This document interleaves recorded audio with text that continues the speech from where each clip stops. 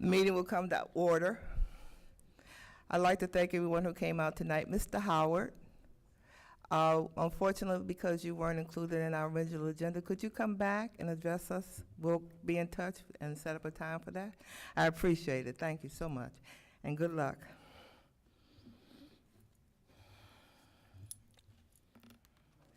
Since the DC State Board of Education gained independence from the Office of the State Superintendent 4 years ago, the State Board has been striving to ensure it has appropriate policies and procedures in place to work effectively. Tonight, we'll be considering 2 additions to those policies. The first would ease the process in which we alter our approval mechanisms, and the second would adopt a formal non-discrimination policy for the State Board. We will also consider budget enhancement requests from the Office of the Chief Student Advocate and the Office of the Ombudsman. As members know, these offices manage their own budgets, but for submission to the mayor, we are considered a single agency, and therefore our vote is needed to send these items to the mayor. We will consider all of these items together unless there is an objection. Is there an objection from the board members? Without objection, I will entertain a motion to adopt these policies and enhancements. So moved. Second? Second. All in favor? Aye. Aye. All opposed? The motion has been approved.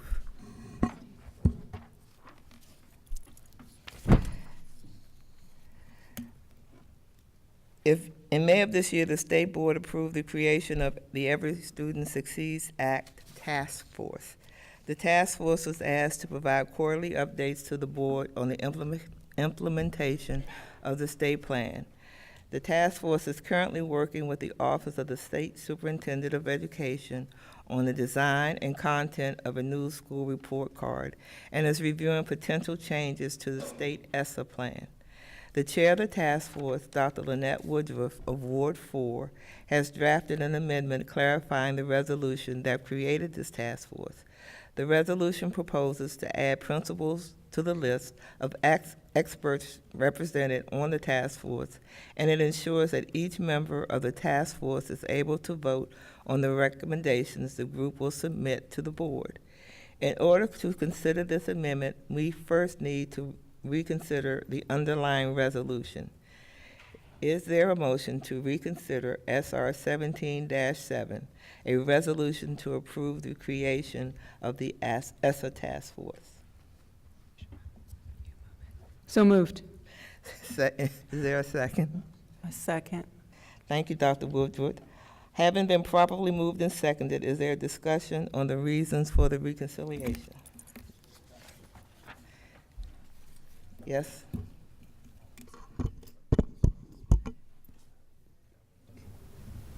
Yes, Mr. Jones?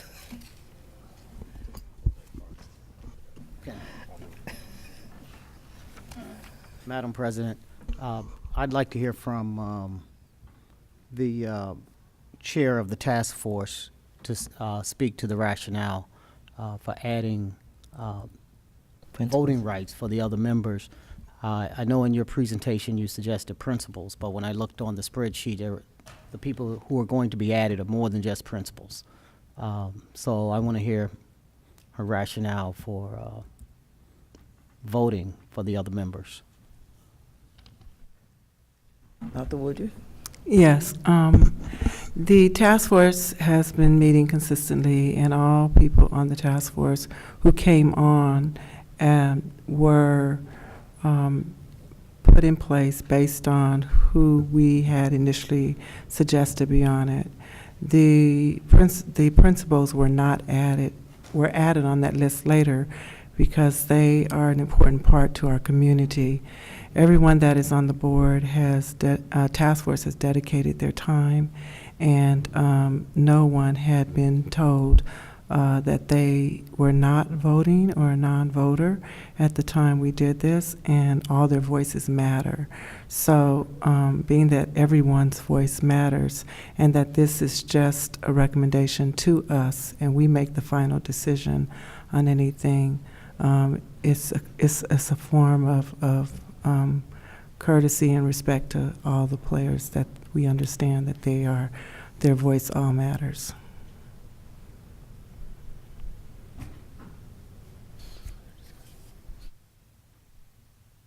Any further discussion? You have Yeah, another question? A question through the president. Yes, sir. If she could publicly tell us who the non-voting members are who are going to be included and what their affiliation is, if she has that, please. I do not have that with me at this time, Yes. but I can get that yes, to you. please.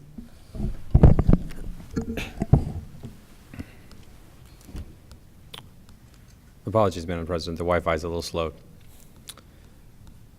The full list of the ESSA task force, and I can note the folks that are non-voting currently. Dr. Woodruff is chair. Alex Rose Henning is non-voting. He is Dean of Students at Basis. Allison Kreiner Brown, Ward 7 Education member. Amon Payne, student at Columbia Heights Education Campus. Ann Hare is non-voting. She's a parent and a director of school quality at Focus. Daniel Rodriguez, a student at Benjamin Banneker High School. Deborah Dantzler Williams, head of school at Inspired Teaching Public Charter School. Donald Hentz, chairman of Friendship Public Charter Schools.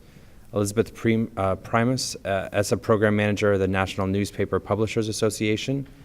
Erica Huang, instructional coach at Brightwood Education Campus. Aaron Kupferberg, a senior manager at the DC Public Charter School Board. Faith Gibson Hubbard, our chief student advocate, is a non-voting member. Vice President Jacobson. Jacques Patterson, director of DC Regional Director, of Rocket Ship Public Schools. Mr. Patterson is a non-voting member. Jonna Turner, Parent Engagement Program Coordinator at the Washington Lawyers Committee. Mr. Whedon from Ward 6. Josh Boots, Executive Director of Empower K through 12. Juliana Herman, the Deputy Chief of Policy at DC Public Schools. Julie Ann Green, Executive Director of New Futures. President Williams. Laura Fuchs, who we heard from earlier, WTU board member and teacher at HD Woodson. Maya Martin, the Executive Director of Parents Amplifying Voices in Education. Ramona Edelin, a non-voting member from the DC Association of Chartered Public Schools. Richard Pullman, a non-voting member from the Executive Director of Thurgood Marshall Academy Public Charter School. Samantha Brown, Special Education and Reading Teacher at Calvin Coolidge High School. Shauna Young, Chief of Staff at OSSI. Sheila Strain Clark, Parent and Chief of Programs, Sasha Bruce Youth Work. Suzanne Wells, the founder of the Capitol Hill Public Schools Parent Organization. And Yolanda Corbett, co-chair of the Parent Advocate Leaders Group. Thank you. Is there any additional discussion? Seeing none, I would like to call the question. The motion is on the recommendation for purposes of an amendment to State Board Resolution SR 17-7. All in favor? Aye. All opposed?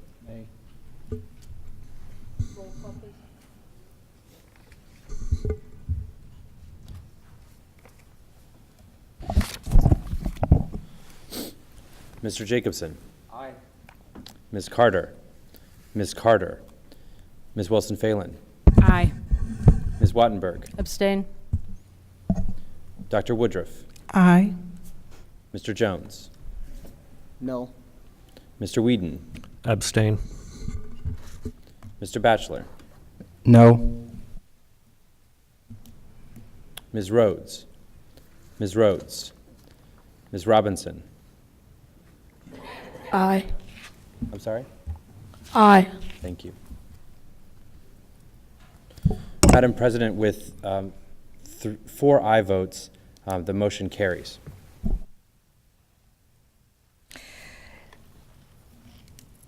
Okay.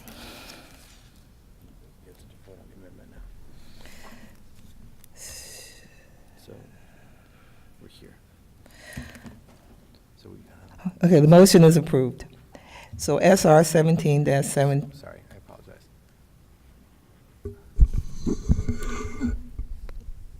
Point of order. Here. Apologies, you're here. Did we have an actual vote to reconsider or just Someone a get ready to do motion? now. No, apologies. That was the vote to reconsider. So the amendment is next. So I apologize. Can we recall that, Can we please? reverse it then? Yeah, okay, it's that. So that's my fault.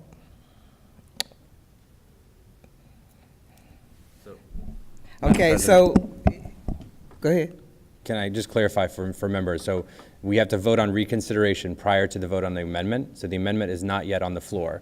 That was the vote for reconsideration. So SR 17-7, which is the ESSA Task Force Establishment Resolution, is now on the floor and is open for Confused. amendments. Okay, I'm sorry, that was unclear. Could we revote? Because I thought I was voting on the amendment, not the reconsideration. Okay. So let's do a revote. Okay, on the reconsideration. Thank you. Do you want a roll call? Yes. On reconsideration of SR 17-7, Mr. Jacobson. Point of order. Yes, sir. Members would have an opportunity to change their vote. I suggest we just ask for vote changes and move forward as opposed to a new roll call. Are there any vote changes? I would vote not to reconsider.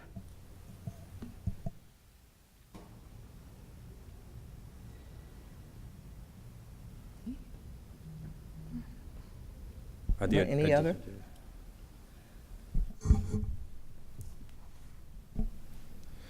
Madam President, with a vote of 3-3, the motion to reconsider fails. So, the motion is not agreed to. So we will move on to the presentation of the Ombudsman Annual Report. See here? Yes. We are joined tonight by our Ombudsman of Public Education, Joyanna Smith, and her team. Ms. Smith, would you please come down to the table? Good evening. Sorry, I came a little early. That's okay.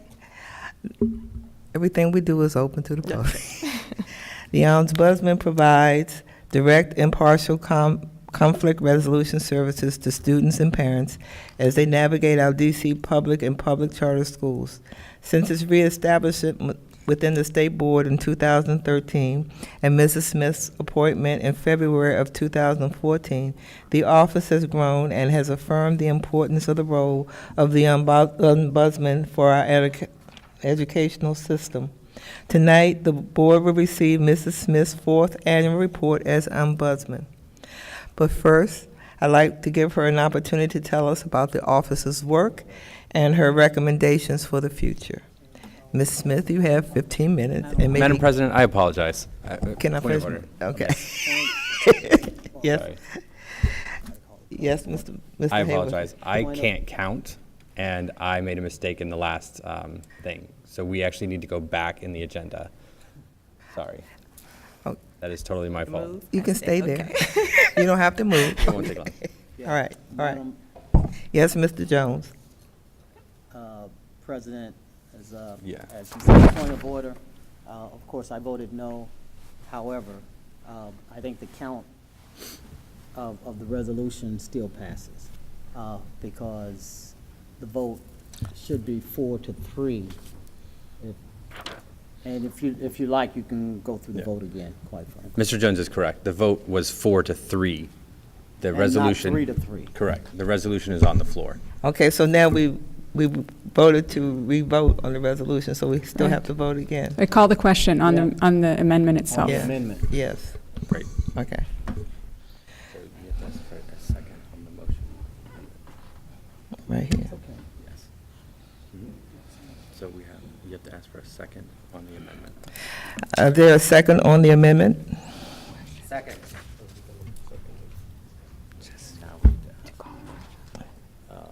For discussion.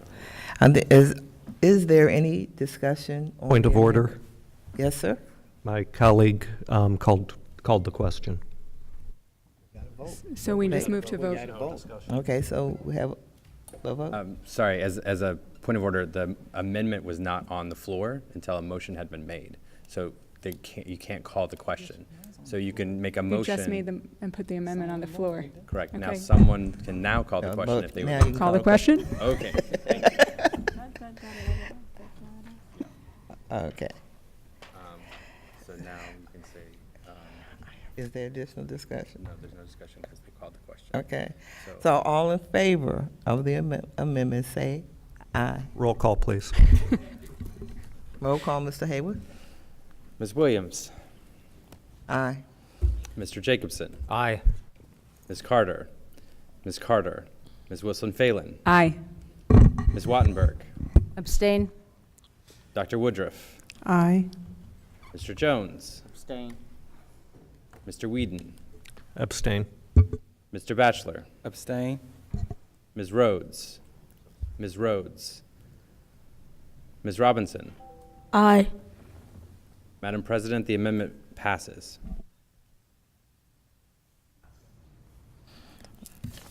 Okay, the motion is approved. I'm sorry, Ms. Smith. You may go. If you're ready, you may begin at any time. Absolutely. Good evening, State Board members. My name is Joyanna Smith, and I am the Ombudsman for Public Education. I am pleased to have the opportunity to present before you for our 4th annual report for this office. I would first like to acknowledge the efforts of the people who work tirelessly in our office and have devoted countless hours in making this report possible. I'd like to acknowledge the assistance of our fellows and our Assistant Ombudsman for Public Education, Clarence Parks, our Program Associate, Khadijah Williams, and our Assistant Ombudsman, Beryl Troth German. This report would not be what it is today without their support, tireless energy, and countless hours spent researching, revising, and editing this report over many late evenings and weekends over the last few months. Our report covers school year 16-17, as well as the summer months of this past year through August 15th of 2017. We have heard from a number of stakeholders, as well as this body, that they would like for us to be more meaningfully involved from a systemic perspective. And so we have spent more time as an office working on matters related to systemic reform. In this report, we also introduce an equity framework which enables us as a city to better address the disparities that impact many of our families served in wards 5, 7, and 8. While we serve families in all 8 wards, our highest call volume has consistently been from those 3 wards. I'd like to briefly present an overview of the office. We are required under law to report the following: that we received, and you'll find this in our appendix at the end, that we received and closed 380 complaints and concerns through August 15th of 2017, and the appendix is found on page 31. Since we are presenting before you 2 months after the close date for data, we have received additional complaints and concerns within the office that are not part of this report. As you can see in the appendix, we have resolved 289 cases which were examined and resolved informally, and that comprises about 76% of the total number of cases through informal mediations, meeting facilitations, and other conflict resolution strategies. We dismissed about 5 complaints total, which is about 1%, as unfounded, because we found that those complaints were without merit. Finally, in our work, we make recommendations to schools as appropriate and found that the recommendations were followed by schools to the extent that it can be determined in 21 cases, or 72% of the time.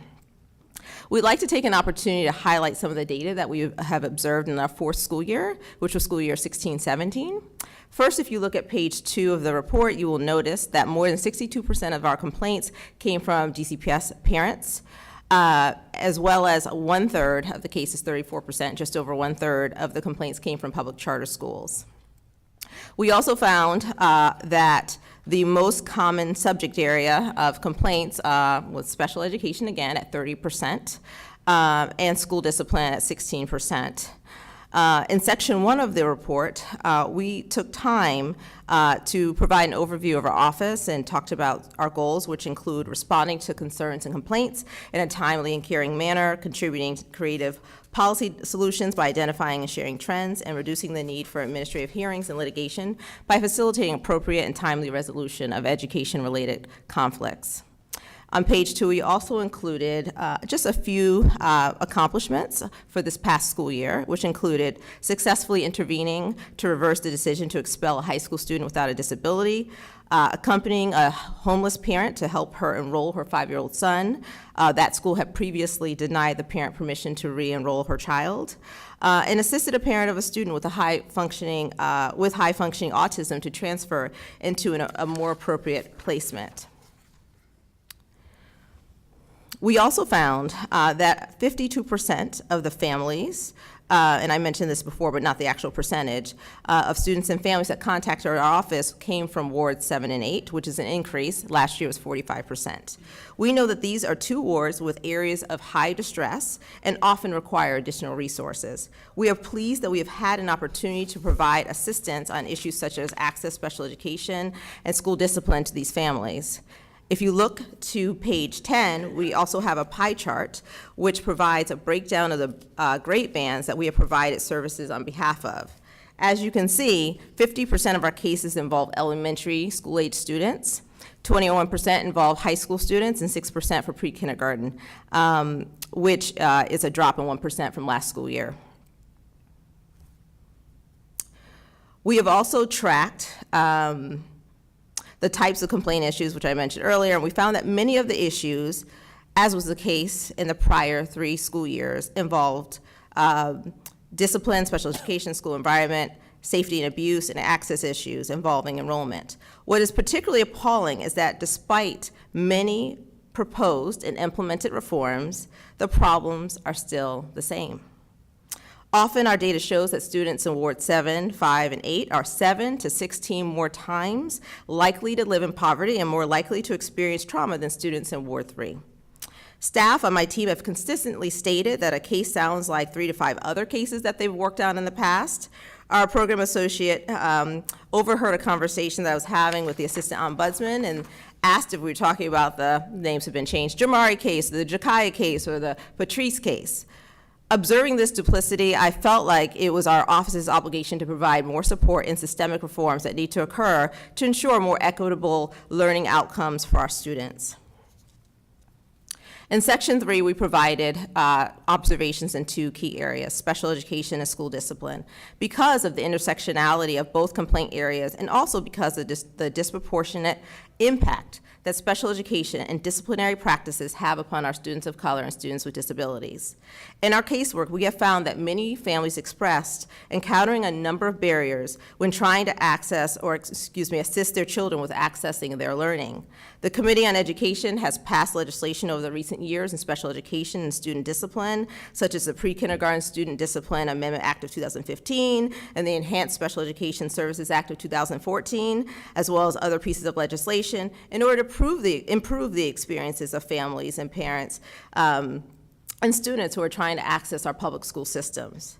However, DC public schools, including charter and DCPS schools, have incorporated many other institutional barriers which further complicate the lives of our most vulnerable students and families. In special education, we have observed schools using response to intervention to delay evaluations for special education services, schools retaining of students with undiagnosed disabilities, and the inconsistent application of eligibility criteria for special education services.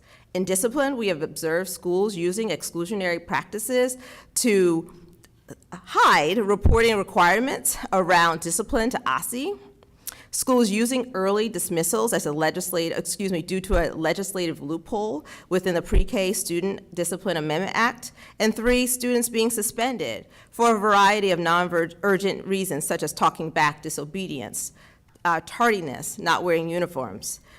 Due to a lack of common definitions of suspension, in-school suspensions, and out-of-school suspensions. Councilmember Grasso's proposed discipline legislation, which incorporates several of our own recommendations, addresses many of the concerns we have raised. We also know that developing legislation is not always enough to address barriers to ensure equitable outcomes in special education student discipline, especially for our students of color and students with disabilities. We have observed that the misapplication of regulations disproportionately impacts the most vulnerable students. Parents in wards 5, 7, and 8 often tell us that they have made requests and are ignored. They have told us that their children were seen as a burden to address rather than a student to cultivate. Their economic status, race, and disability needs are significant. Students in these wards are more likely to have experienced trauma, live in poverty, and be of color.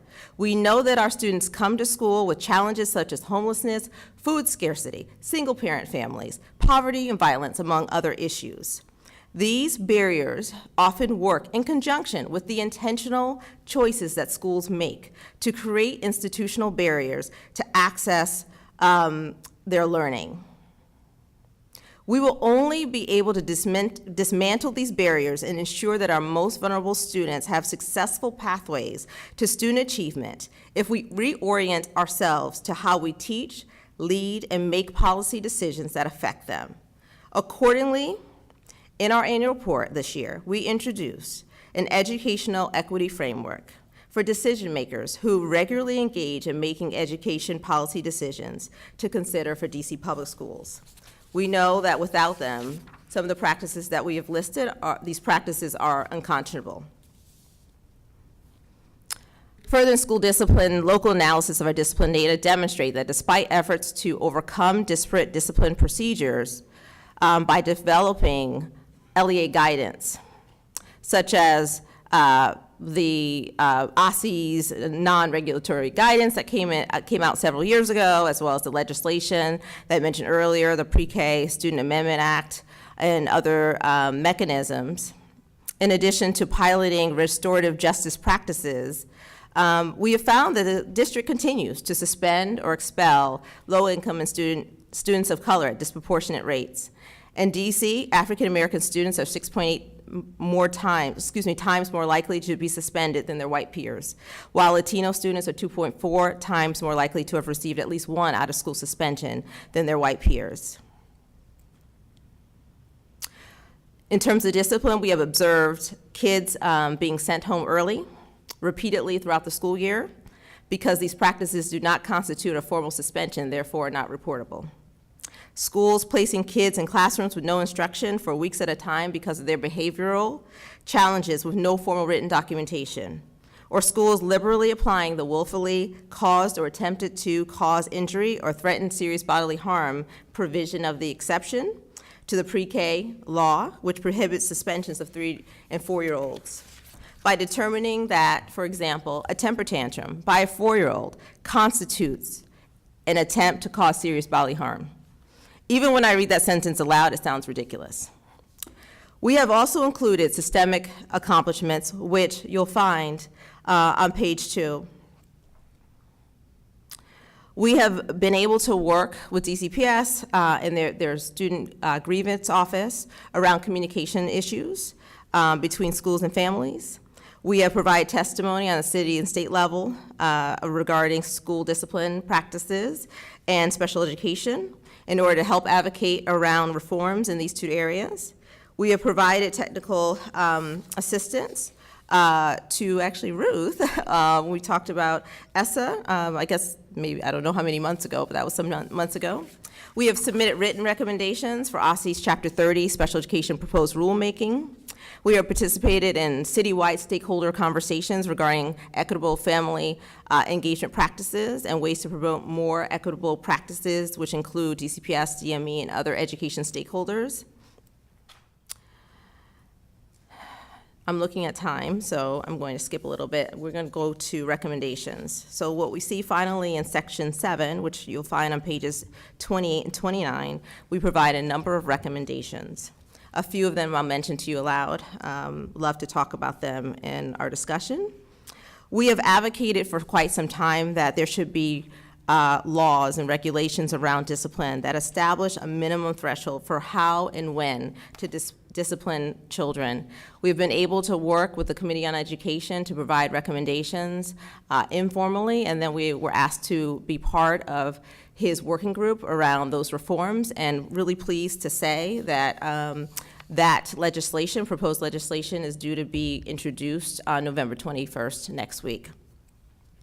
We have also recommended that there be required set-asides and funding for schools that have demonstrated disproportionality in disciplinary practices, that these schools will be required to devote a minimum percentage of staff to restorative justice and trauma-informed training and professional development.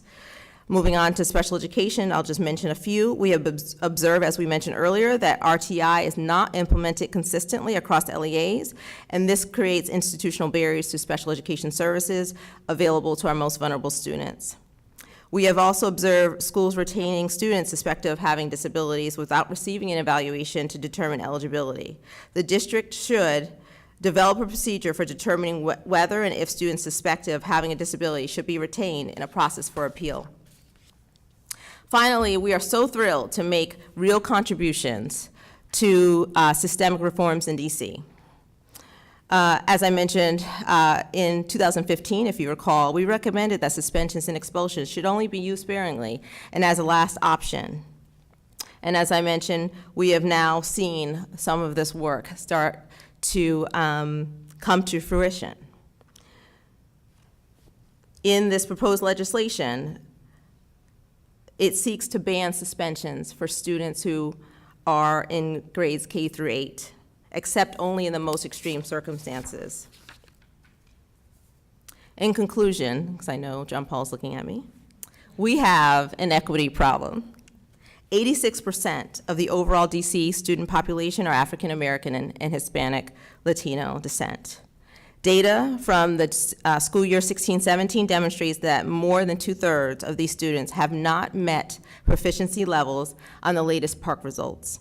In addition, fewer than 25, not 25%, but 25 students with disability score proficient or better than proficient on the alternate PARCC assessment.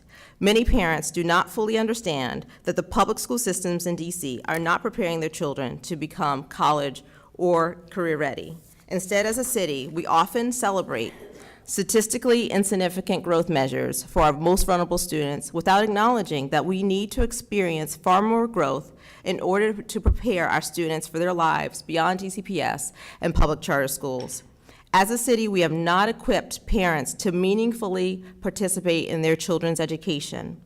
By offering our strategic equity framework, we hope it stimulates conversations and measurable actions around the dramatic paradigm shift that our city so desperately needs in our approach to serving DC public school students. Thank you for your time, and I welcome any questions. Any questions? Thank you, Ms. Smith. That was an excellent report. Laura? This is amazing. Thank you for the work of your team and for you for thinking so strategically about how to use your time and your resources. This is really helpful.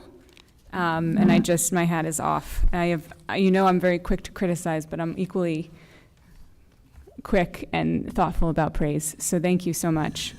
I have a bunch of questions, so let me lump them and then you can take them as you'd like. So I'm curious about both your testimony and some of the things that you've outlined within here. You use the word duplicitous, which is very strong. And so what I'm reading into that is to mean that you actually think there are educators or what you have encountered that have very bad intentions. And I guess I would wonder, what do you think the root causes of that are? Is it something to do with our HR system that would allow an educator that doesn't have the best of intentions to stay? And how is your system linked up or connected with complaint systems associated with personnel, especially in repeated cases? The second question is, if you're thinking about collaboration with the system, and you outlined some examples of where that's been happening, what would your ideal collaboration look like with DCPS and other LEAs? If you take in your raw numbers of 380 cases, that represents about 0.3% of our student body, roughly, in the city, which feels really low. I'm really curious about how 0.3% complaints correlate with other cities, keeping in mind that your office is still relatively new. And I'm particularly interested in cities that look like Washington, D.C. And what do you think is the percentage of how widespread or representative that 0.3% is of more endemic challenges? So are we truly capturing what you think is the breadth of the problem, or is the breadth much larger, and how large would you estimate it is? And maybe there isn't an answer clear at this time. And then finally, just one point that I know I've raised in the past: it would be wonderful if the ward level information and other correlative information is correlated with the percentage of students that are living in those wards. So for example, if you just aggregate your Ward 7 and 8 numbers, you get about 55%, and 50% of the students live there. So it trends slightly higher than the population. The same things with 1 and 6, which each have about 8% of the student population. They have about 8% of the complaints. So as we're thinking about whether your office is receiving a representative number of complaints, whether there's an set of challenges that isn't being represented, those kinds of correlative numbers I think are useful to put in perspective. And then I think I want to say one more thing that I wrote in the back. Well, I would love to hear what your extreme cases examples are relative to your, what I heard was clear support for Councilmember Grasso's legislation related to K-8. Limiting the suspensions of students. I have heard from principals they are very, very worried about that, including those who would identify themselves as using them in very limited cases. They worry about the safety of other students and their ability of a school to guarantee that if suspensions are taken completely off the table. Yep. So I will attempt to answer all of those. I think I've written them down. So we talked about duplicity earlier. I don't think educators as a whole are bad people. I don't think you could do this work. The work is so difficult if you don't care about children. I think sometimes, and I have my whole team here because they work on cases every day. I think sometimes the problems feel so big that I think the easy thing to do in some instances, especially we're talking about student discipline or school discipline, is just to remove the child. And so that's one piece. I think the other piece is that, and what we talked about sort of as our theme is sort of these additional barriers. So, you know, schools removing a child into a classroom for weeks at a time with no instruction. I don't know what we intend to do with those students later, because they continue to be in those situations from the elementary school to middle school to high school. So we just push out a student over time that may go to prison one day, maybe on the street, whatever. And so I think we have to do a better job as a city to kind of figure out sort of how do we provide support much earlier on, and then how do we not default to just removing the kid in the classroom, because we know that data shows us that the kid comes back and they still have some of the same issues, that they didn't learn from that experience of being excluded from the classroom. We also know in terms of a number of families that come to us that students shouldn't have to, or parents shouldn't have to request an evaluation for a year. The law provides that they should be able to receive that evaluation much earlier on. And so that's when we're talking about these institutional barriers. So that's when I said earlier that laws alone don't necessarily mean that those students will be protected. That's a start, but it's we said the misapplication, right? So like either it's misinterpreted, or schools have said, they won't say this explicitly, but essentially they're just violating a law policy because it's just easier for them at that particular time. And so I do think we need to be more thoughtful, and I think that's what the legislation that Grasso has offered, and I've been in a lot of those conversations, and it is a cross-sector approach. So there are charters there, and there are DCPS representatives there. And you know, I think what was really great about the process that Chairman Grasso followed was to have different members of both sectors there for a number of months, kind of working on the language. I'm not saying it's perfect, and there will be an opportunity, I think, for people to engage publicly, because a lot of those, while it was a public space, it wasn't in a hearing. And so I think we will still continue to see some changes with respect to that legislation. And we've already, over the last few months, seen changes through the various, through the input that was offered to his office. Ideal collaboration with DCPS and charters. So we don't want to be the complaints people. That doesn't really mean anything to us. And so we have really, especially over the last couple of years, tried to not just have conversations where we're saying these are the problems, but I met with the chancellor, I guess it was several months ago, and he really understood the value of our office. And he said, I think we need to have, he said, I don't think that many educators really understand what your role is, and we really think that you could provide that feedback that we need in order to really address these issues in real time. And so he had at the time, and we were going to follow up now that we have this report, on sort of meeting, quarterly to kind of meet with his team so they understand, so they can go back to the schools. It's not to get people in trouble, it's to really address things at the school level, and then also to think about from the central office perspective, as a system, what could we do better? What's happening on the ground in terms of implementation? And I think we're able to offer that information to both sectors. I'm trying to make sure, one second. You want to answer data? Go ahead. And I have my team here because they all work with me, so hopefully that's okay. Okay, yes, this is on. As our team has grown, we've been able to put in more work into seeing what the trends are nationally as well as locally.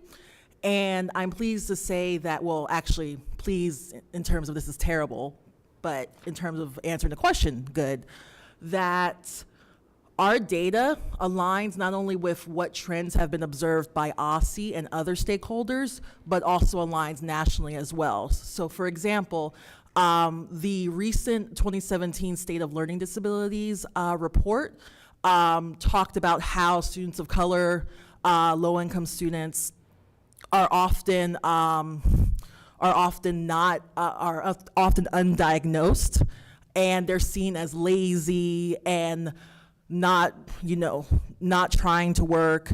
And that is a national resource, and I'm happy to share that if you'd be interested in that. And nationally, there is research that's showing that students, black and brown students, poor students, students with disabilities are disproportionately suspended and expelled.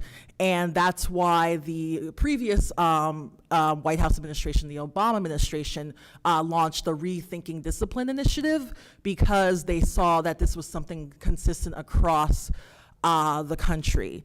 And in terms of representative in DC, part of what I think our office has become is that even though we represent all 8 wards and we've received complaints from all 8 wards, we have seen that we typically receive the most complaints from families who don't have anywhere else to go.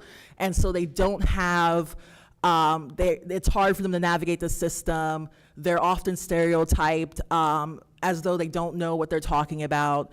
I've myself and the rest of the team can attest to this, have been in meetings where the school would say, oh, the parent doesn't know what she's talking about. She's just trying to label her kid. And I've seen the schools directly speak this way to the parents. And so,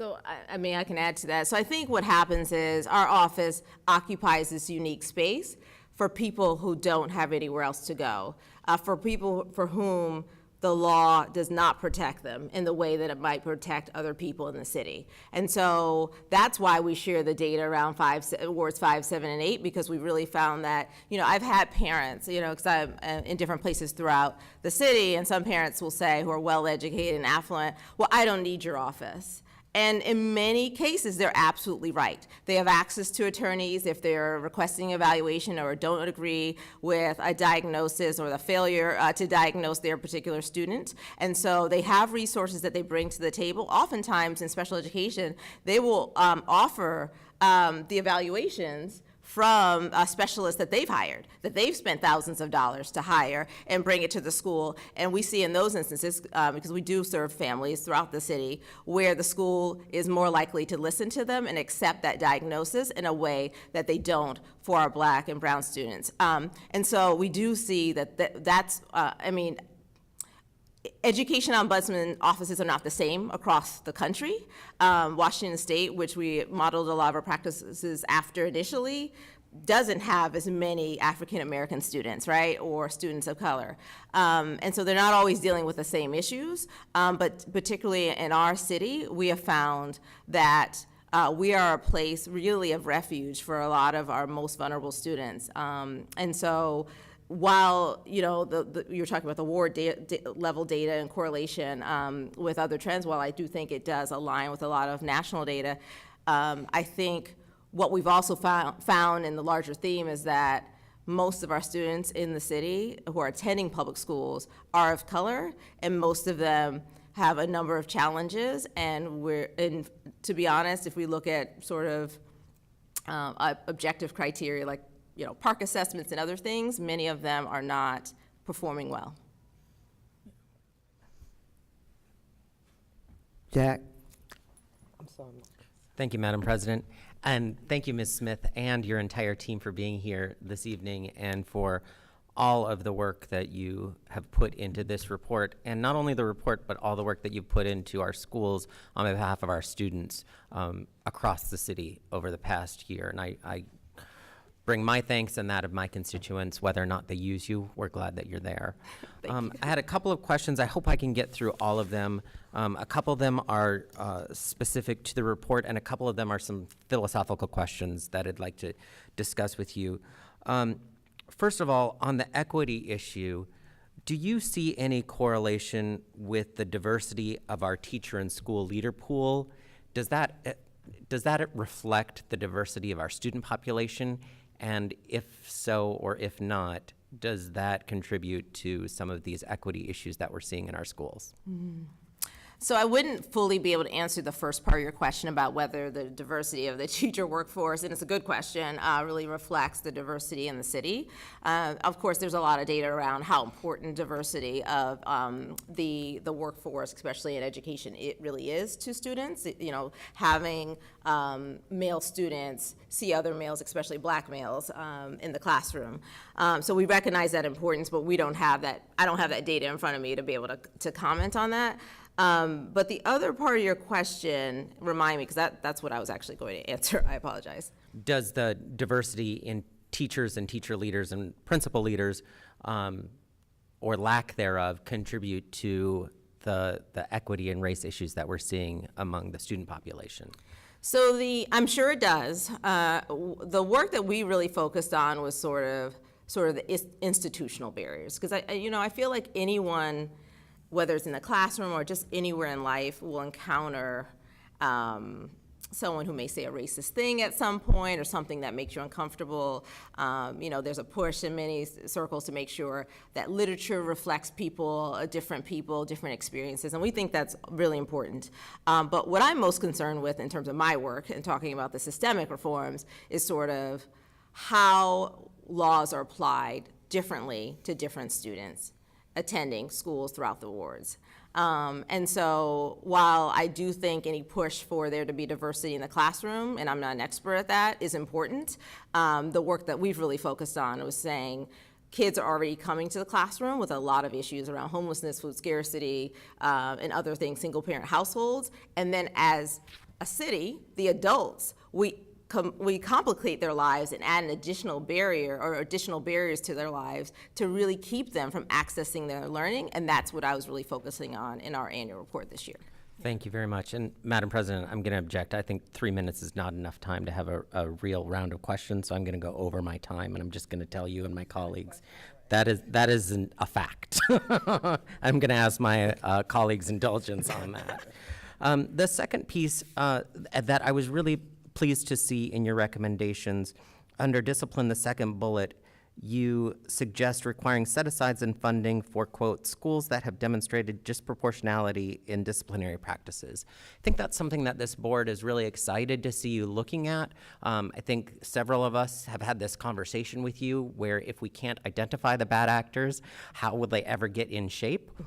If we're keeping that data all behind closed doors and hidden, I know that makes your relationship with the school leader a little better, but it's not really resolving the root problem, which could be a person or a personality. So I'm really pleased to see that in your report. I'm going to be excited to see how that is received by our school leaders in both the public and public charter sector, and hope that you will come back for conversations with the board regarding that. And then the third piece that I want to ask is more of a philosophical question or dialogue for just a moment, because I am getting very short on time, which is, how do you see your personal role as the Chief Ombudsman and your office's role? I really appreciated at the beginning of the report, you take out some of the accomplishments, but they're individual cases that you've handled.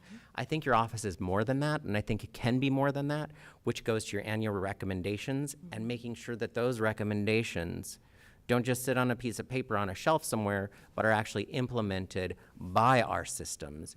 And do you have the resources, do we as a board, and you as your office as part of our board, have the resources to really affect these and implement these recommendations or not? Yeah, it's a great question. So philosophically, the education reform efforts across the city are things that appeal to me personally, and I think within our work professionally and our office's work. What I would say is that I don't fully know that is the role of the education ombudsman to make sure that these recommendations are implemented, although we do look for opportunities to work collaboratively with other offices and other agencies to make sure that they're implemented, because we think they're important. We don't, a lot of our recommendations are really stem from the individual experiences that we hear from families. So it's not a one-off, so it's not one experience, but because I've been in this role for almost 4 years, we've seen some of the same issues time and time again for some of the same subgroups in the city.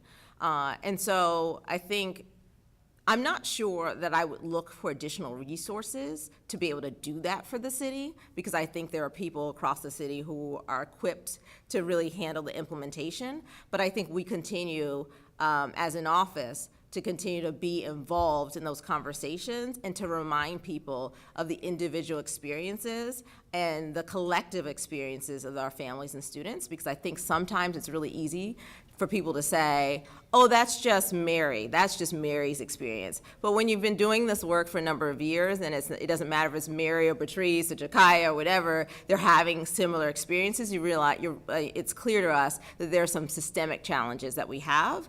And I think sometimes, and I mentioned this earlier, that the adults in the room, we cause additional problems for our students. I mean, I think with the homelessness and other things, there are a lot of challenges that we can't all solve in one day. But within schools and within our education systems, I think there are some tangible things that we can do to correct our system. And here are some of the recommendations, but there are many others I think would make a difference as well. Great. I'd like to work with you and work on tracking these recommendations year after year to see if we're actually moving the needle or not. Right. Thank you. Mr. Jones.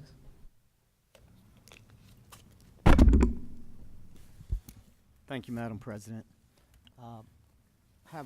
My first question is, well, just really one question. Can't really hear you.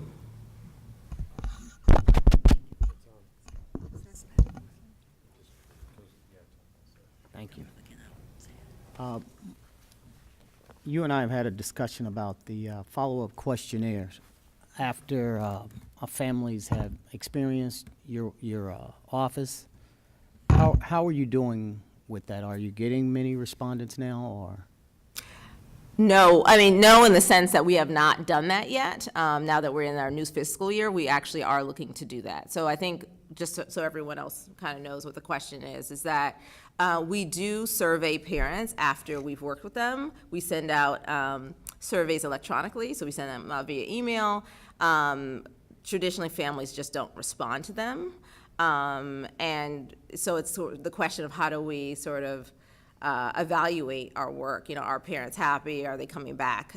So that is something, and you suggested in a recent meeting, I think, a few months ago, that we consider having, I think, a third party make calls, and we are actually supportive of that. So we are looking to sort of how that would work and how much it costs, because we are supportive of doing better in terms of collecting that information, because families don't seem to respond well to the emails. Okay, great, because I think that would help us.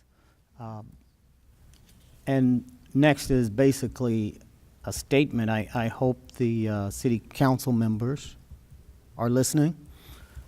I hope our past board members are listening. It's no secret that I'm a supporter of your office, and I'm a supporter of yours and your staff. From the very beginning, I believed that we needed your office and the student advocate's office. And I can see the real work that you're putting in and the outcomes with the families. In some cases, families that call me after they've experienced your office. And no one that I know, but then on the other hand, for full disclosure, I've had people that are family members that used your office, and family members who are knowledgeable, and a former board member of a charter school. And he had nothing but praise of you and your staff. Thank you. So I've seen the experience in your office. And I'd like to commend you on your courage of your recommendations. It takes a strong person to make recommendations that you put forth. And speaking of outside suspensions and expulsions, personally, I think we need to figure out a way to eliminate suspensions and expulsions. And I know there need to be consequences, but I say that from a very personal place. Because growing up, I was a child that was labeled challenged. And I went to many schools because it was easier for schools not to deal with me. But during that time, if there was an office of the Ombudsman, my parents would have had an opportunity to go to someone. But I was blessed to have parents that could advocate for me. Because schools didn't see my value until I became older and an accomplished wrestler. So then it was important to keep me in school. But that's not the reason why children should be in school. Children should be in school to prepare them for the future. So I truly commend you and your staff. I've watched your work, and we're using your model, again, to onboard an ombudsman for the business community. Hopefully that will happen very soon. And, you know, I watched you stand your office up from the very beginning. And so I want to commend you, your staff. You've done great work. This report is great. And again, as I said, I feel your work with families. And for me, that's the most important thing with our families. And speaking on diversity, my colleague from Ward 1, she shared something with me earlier today about this gap we have, this divide. And in 2011, I wrote a letter to the editor of the Washington Times about this divide. And every year, we're still celebrating that we're making advances. Mm-hmm. But quite frankly, it's what I like to call happy talk. We are still engaging in happy talk because too many of our families of color are not doing well. And that's because we're not being honest with each other. We're not being honest with the system. That doesn't say that teachers are not doing the best they can do. But we got to do something different. I don't know what different is. but we've got to figure it out because I don't think we're closing that gap. And so I want to applaud my Ward 1 colleague for engaging in that work on her personal time. But again, thank you for your hard work. I think this is an excellent report, and keep up the good work, you and your staff. Thank you. Ms. Martinberg? First, let me just join everybody else. It's a terrific report, and I really, really appreciate your doing it and all the work that went into it. I want to sort of ask some questions in terms of the follow-up, and I'm putting them for the moment in the categories of transparency, legislation, and research, and we'll see if they hold. But on the transparency question, one issue that is coming down the pike in ESSA now is the report cards. And I wonder what of this might sensibly be brought to greater public light by putting it on the report card. Now, I note that in here, a lot of the problem, and this is a problem with data in general, is once you require it, people find different ways to make it not true. So given that, I've been engaged in a lot of conversations around what should be on the report card. And one issue that has come up in terms of special education, actually I think this came up in the spring when we talked, is whether or not it would be useful for schools to report the time lapse between requesting an IEP and getting a placement, and whether that might be something that if we put it on a report card would create transparency around something important and not provide lots of opportunities for pretending that things were different than what they were. I think it's an interesting idea, definitely. I think what you mentioned earlier about sort of how that data, so you have that data point, but then how is it actually reported? I don't actually see a lot of schools who are creating the delay reporting it accurately.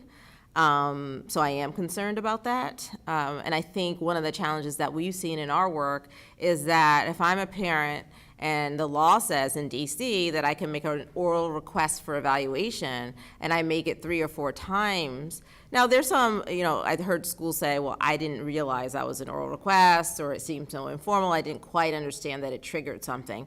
And I think that's fair in some instances, but there are other times, and I think Khadijah mentioned this earlier, that there's just a lack of respect for a number of our families. If you do not, if you're not well educated, if you're not knowledgeable about your rights, perhaps if you don't speak well, there are a lot of factors where people just ignore some of our families. And so I think while the school report card, and I'm excited about what's coming out and all the conversations that are happening now in the city around them, because it is a tool for parents to be able to make, I think, a more informed choice. I am concerned about whether that data would be accurate. But, Khadijah and I were kind of talking about choice a few days ago, school choice in DC, and I think that what we talked about is that for many families, there's not informed choice, right? And that they don't really know what they're looking at when there is whether it's a school report card or some other mechanism that provides data to them. They don't know how to interpret it, and we have to do better, I think, in presenting data in a way and even building that capacity around understanding the data that they need so that they can be informed in their choices, and that they can also drive and be activated to drive the push for more quality schools across the city. So it actually doesn't matter where you go to school, that you have access to quality education. Okay, I hear you that there might be too much opportunity for fudging here, but I hope you'll think about, maybe we can have a conversation about what in the discipline special ed realm could make sense. There may not be a way to address it through that. Second, on the legislation, I was listening and also reading the report, and tell me if I have this right, that the proposals in terms of the legislation, it's really on the discipline side, it's to get rid of suspension from pre-K to 4, or I guess it already is not allowed for pre-K, so it's really to get rid of the suspension for grades K4. K through 8. To K8, And is there anything else on the discipline that's in the legislation that's being proposed? Yeah, there are a number of things that are in the legislation, but I think that is the actual provision that is the most sweeping. If you look at in the country, Houston Public Schools, I think, has put in legislation K through 2, banning suspensions. And so schools are still able to suspend, but only in the most narrow circumstances. So one thing in terms of that is how to do that in tandem with really developing serious substantive replacements for suspension, both so that the students who need the help are really, really getting the help, and the students in the classroom who need to be learning aren't being disrupted. How do you do both of those? And I know there's some schools have been sort of piloting some restorative justice, and I know you mentioned this, but I didn't see it. It seems like there really is, these are qualitative questions, right? We need to sort of have a real research effort to understand which of these are working, what's not working, when do they work, why don't they work? And I wonder if that's something that we as a board could sort of undertake. Doesn't sound like that particular thing in a qualitative way is being undertaken as a way to look at these pilots and how they're working. And I wonder if it is being undertaken or whether that's something we could look at.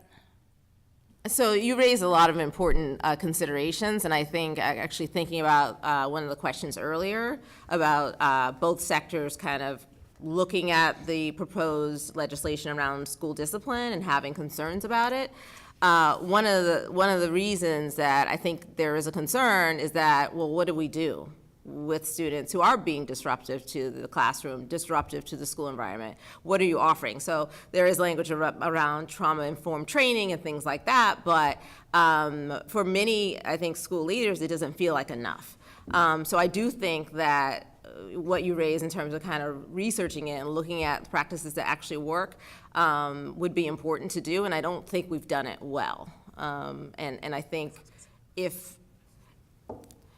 I think the other piece is also changing the culture. So I think in DC, but also in other jurisdictions similar to ours, we're so accustomed to exclusionary practices that we don't know what else to do. And so restorative practices have been in pilot phase, and now I guess they're out, but like, that's just been a recent thing. And so I think we're still looking as a city for things like restorative justice to provide the space to address the root cause of the problem so that the student can better understand your actions and what the consequences are, but then also looking at making sure that those behaviors don't continue so that they're not disruptive to other students.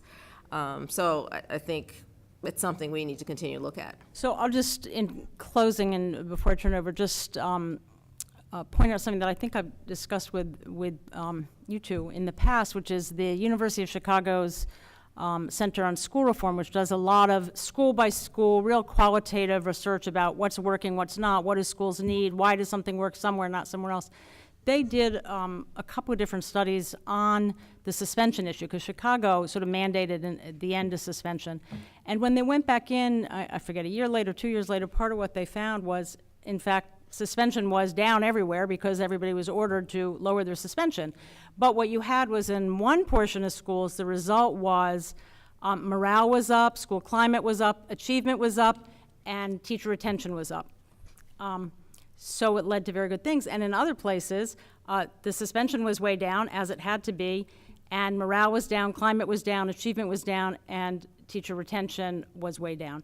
So you can do these in the right ways, you can do these in the wrong ways, you can do them, and I just think we're so quick to just say, okay, here's the law, and I'm just repeating what you're saying, but I'm trying to figure, I think that maybe a role for us is to really try to figure out how to follow up on this and make sure it's done in a way that isn't just, we passed the law.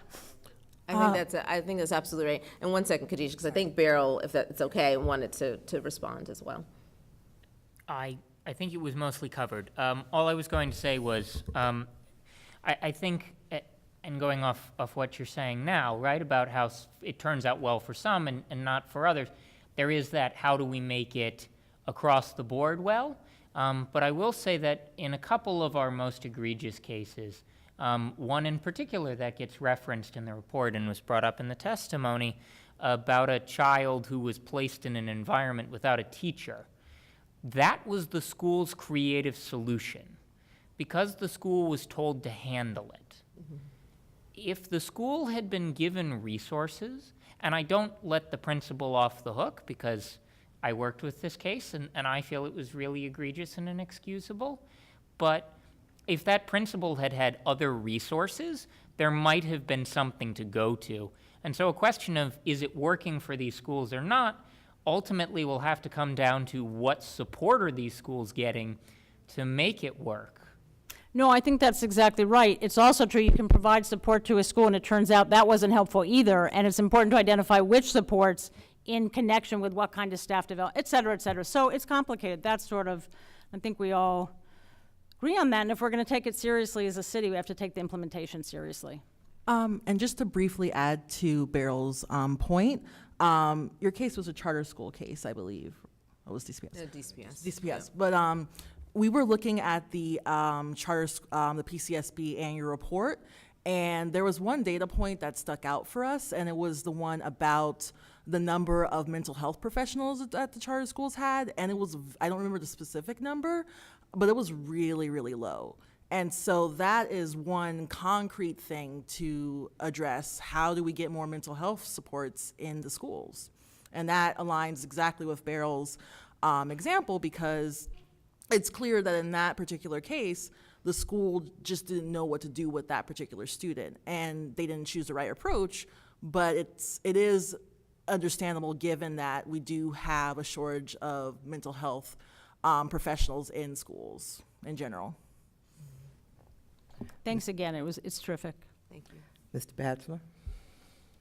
Thank you, Madam President. I'll be quick because I know the hour is long and we still have so much more to do. So one, I just want to thank you and your team for all the work you did to prepare this report, but all the work you do every day of the year to support our students and families, especially families in Ward 8 and Wards 5 and 7 as well. And I just wanted to mention a couple things that stuck out to me, and if you have any thoughts, please feel free. But I think it was very important that you talked about a lot of the issues, especially around discipline, being connected to trauma, right, outside of the school and in the community, and in the home.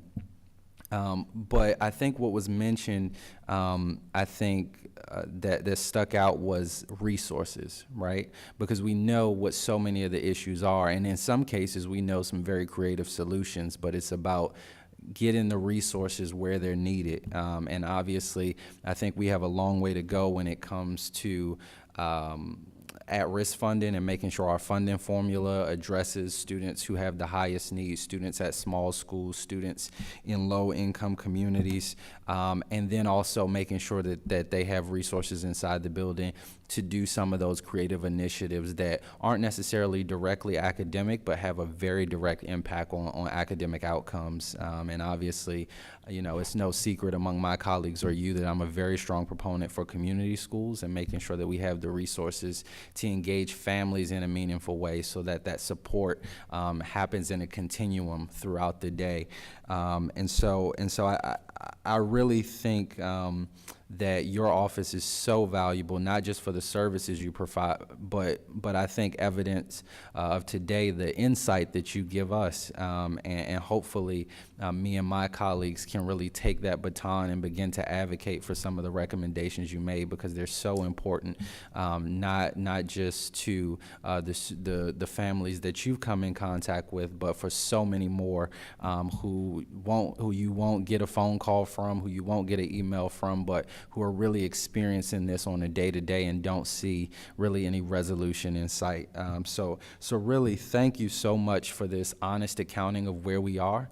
Unfortunately, in an education system mired in politics, it's not a very frequent gift that we get where there's a very honest accounting of where we fall short, and in some cases where we're doing horribly wrong. So really, thank you for that. Thank you for that insight, and thank you for the work you do. Thanks, Madam President.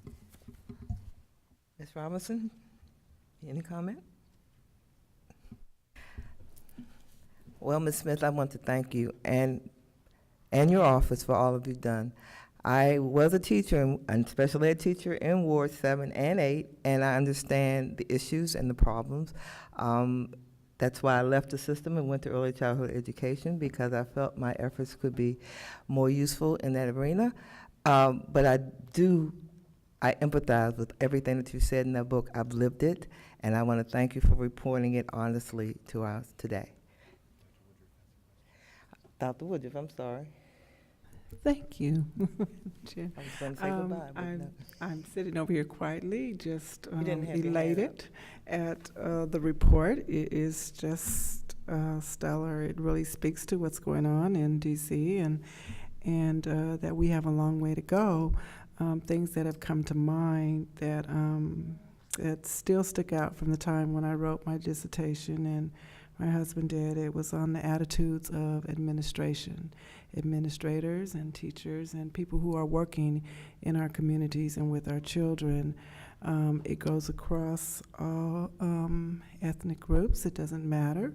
But one of the things that really bothers me is that a lot of times our parents who are coming in need are coming and probably just want to tell us in words or in a survey form of what was said to them, how people made them feel. And I was just wondering if you've given it some thought to do a survey when they come into you, not about are you meeting their needs, but how they're being treated by the community or by the administration or by the teachers or by the TAs or by the custodians, or because it takes a village, and it's everyone in that community, a school community, that is important in the lives of their children and in their lives. And so through everything, I think this is the direction we need to go in, but I also think that it's really important for us to get deep into what's happening in our communities as far as how it's making our parents feel, so few of them reach out to us, because your role is so important, and I believe there's more than 300 or 400 parents out there that are experiencing what the few that have come to you. Hopefully, maybe next year, that you can come with some form of survey that kind of identifies the attitudes of the administration, the attitudes of the teachers, everyone that's in that building, because that also plays into the climate of the whole school. When we leave out a particular population, we are leaving out someone that's part of that community. And so I thank you very much, just like my colleagues did. This was an excellent, wonderful report. Thank you. It speaks to that we have a long way to go.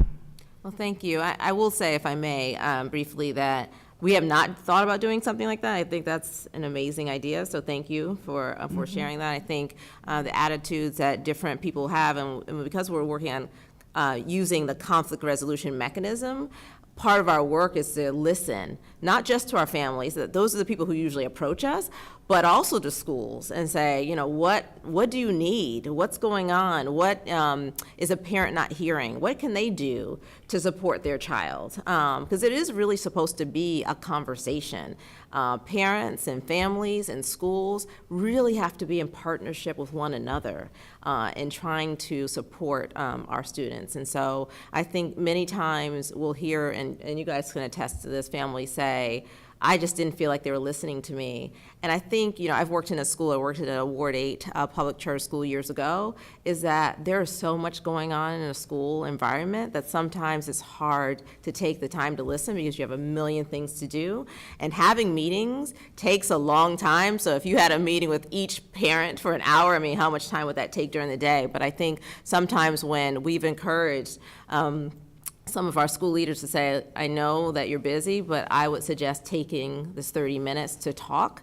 And we've seen improvements in not only their conversations, but the way that they engage in the future so that they trust each other.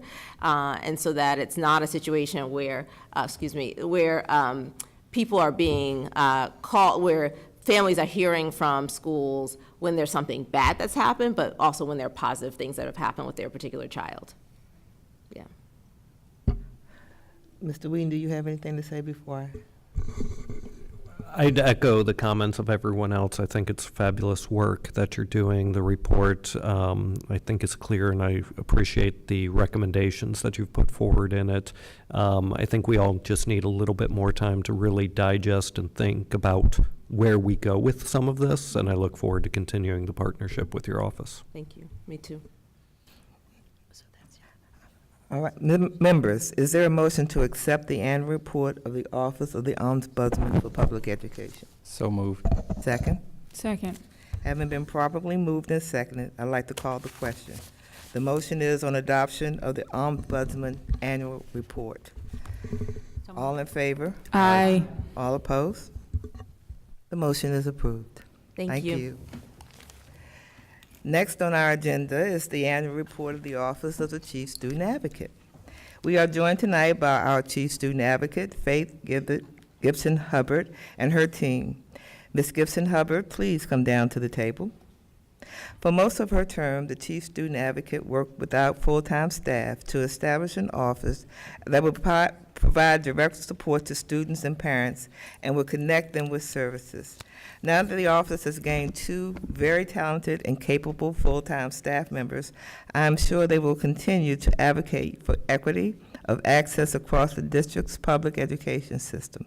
Tonight, the board will receive Ms. Gibson-Hubbard's, that sounds funny to me, Faith's second annual report as Chief Student Advocate.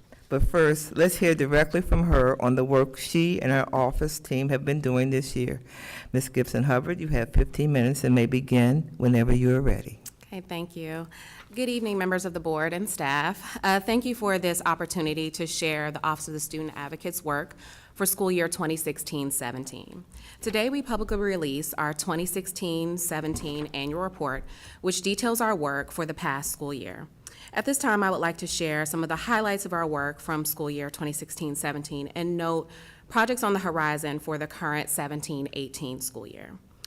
But first, let me state my name for the record. My name is Faith Gibson-Hubbard, and I am honored to serve in the role of Chief Student Advocate for the Office of the Student Advocate. Our mission is to support and empower DC residents to achieve equal access to public education through advocacy, outreach, and information services. In our work, we provide step-by-step assistance for students, parents, families, and all education stakeholders to ensure that they are informed, connected, and empowered, not only to be able to understand our complex system of public education in the district and resources available to them, but that they are also equipped to be their own best advocates. Roughly 2.5 years ago, I came before you to share the vision and action steps I had laid out for this office. Considering the office had not existed before, my only roadmap was legislative and statutory mandates outlined for the office. Since sharing that vision, our office has grown, and the vision has evolved into real functions, programming, and resources that serve students and families throughout the district in a tangible way. In October of 2016, our office presented our first annual report to the board. While I was extremely proud of the progress we made in our first full school year 15-16, in school 16-17, our office has reached out to the community, and our work has reached out to the community significantly more, and our office has grown tremendously.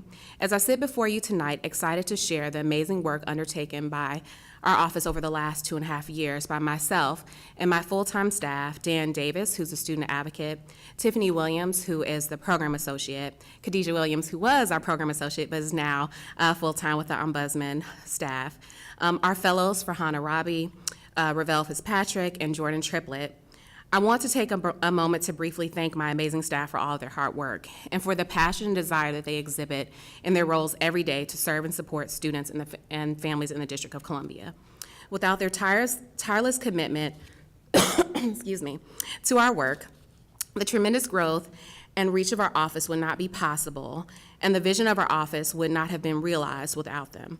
I cannot begin to express my thanks and depth of gratitude for their commitment, not only to this work and the vision of the office that we have established together, but also for their commitment and belief in me and my leadership in this role.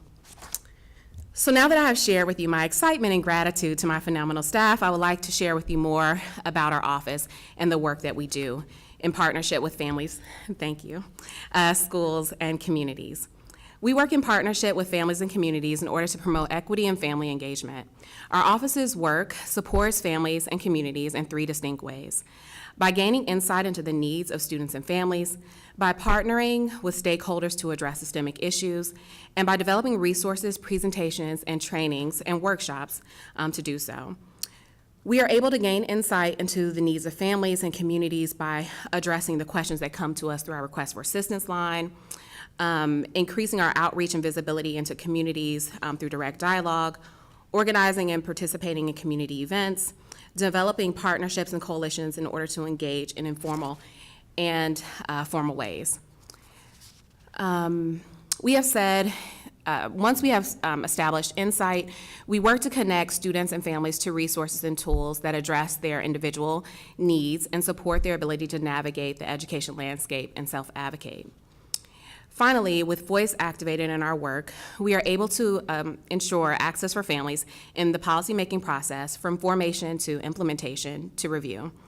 This is done through our special interests working groups in order to create solutions or work plans of interest to families and the needs of their students. We recognize that we are in a very unique position with our office, which allows us to not only address community concerns on a day-to-day basis, but also at the systemic level, as well as we work to align the goals of families with the goals of the government.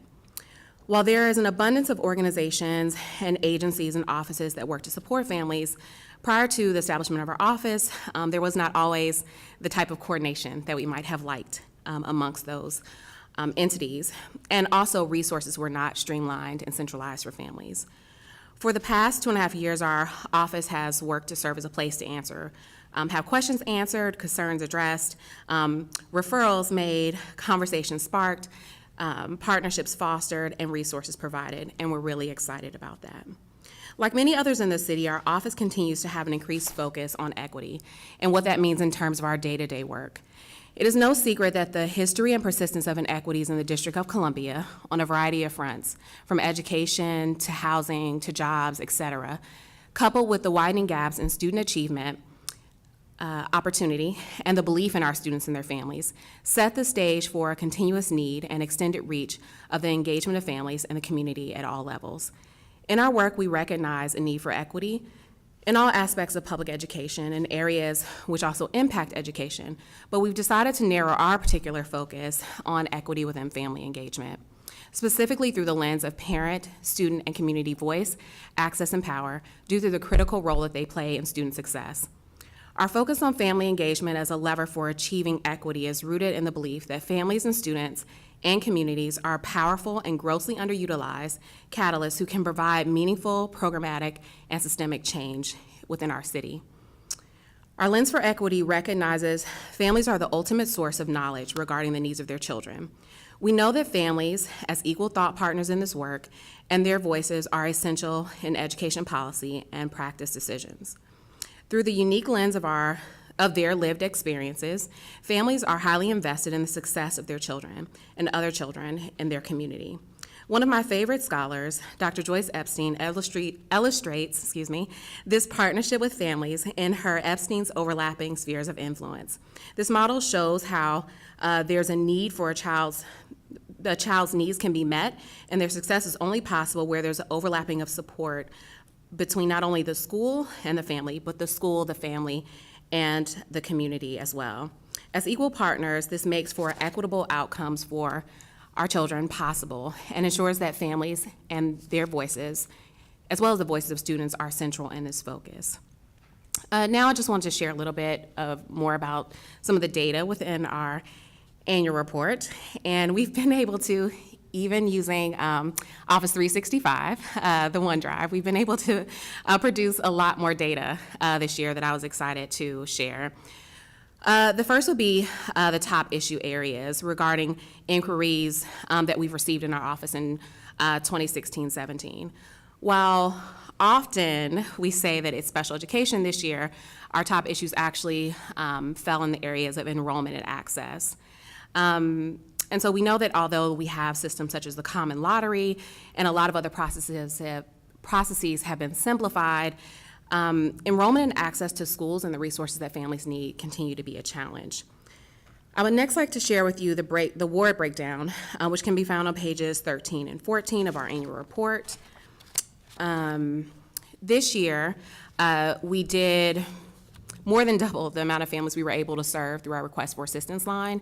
In our first year, we only served 135 families. This year, we served 336, and that's reflected on page 13. This represents more than a 100% increase and can be attributed to 3 factors. One, our ability to answer our line live between 9 a.m. to 5 p.m.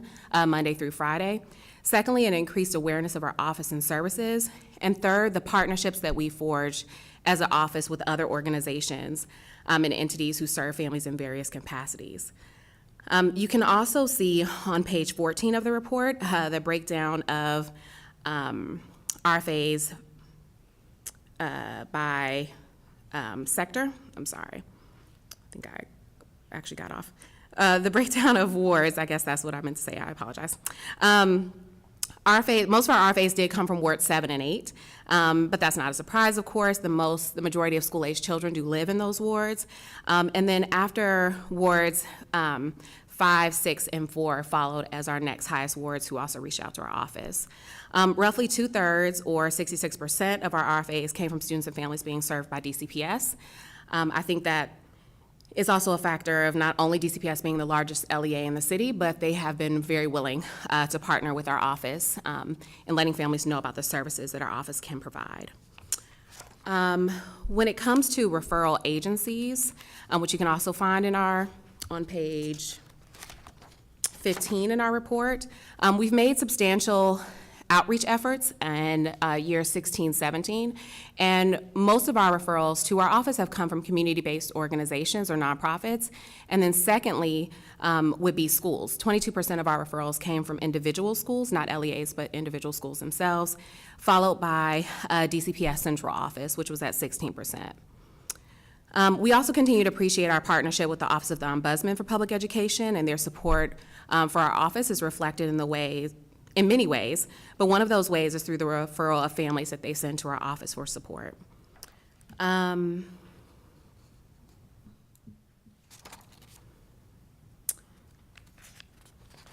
Because I am also looking at my time.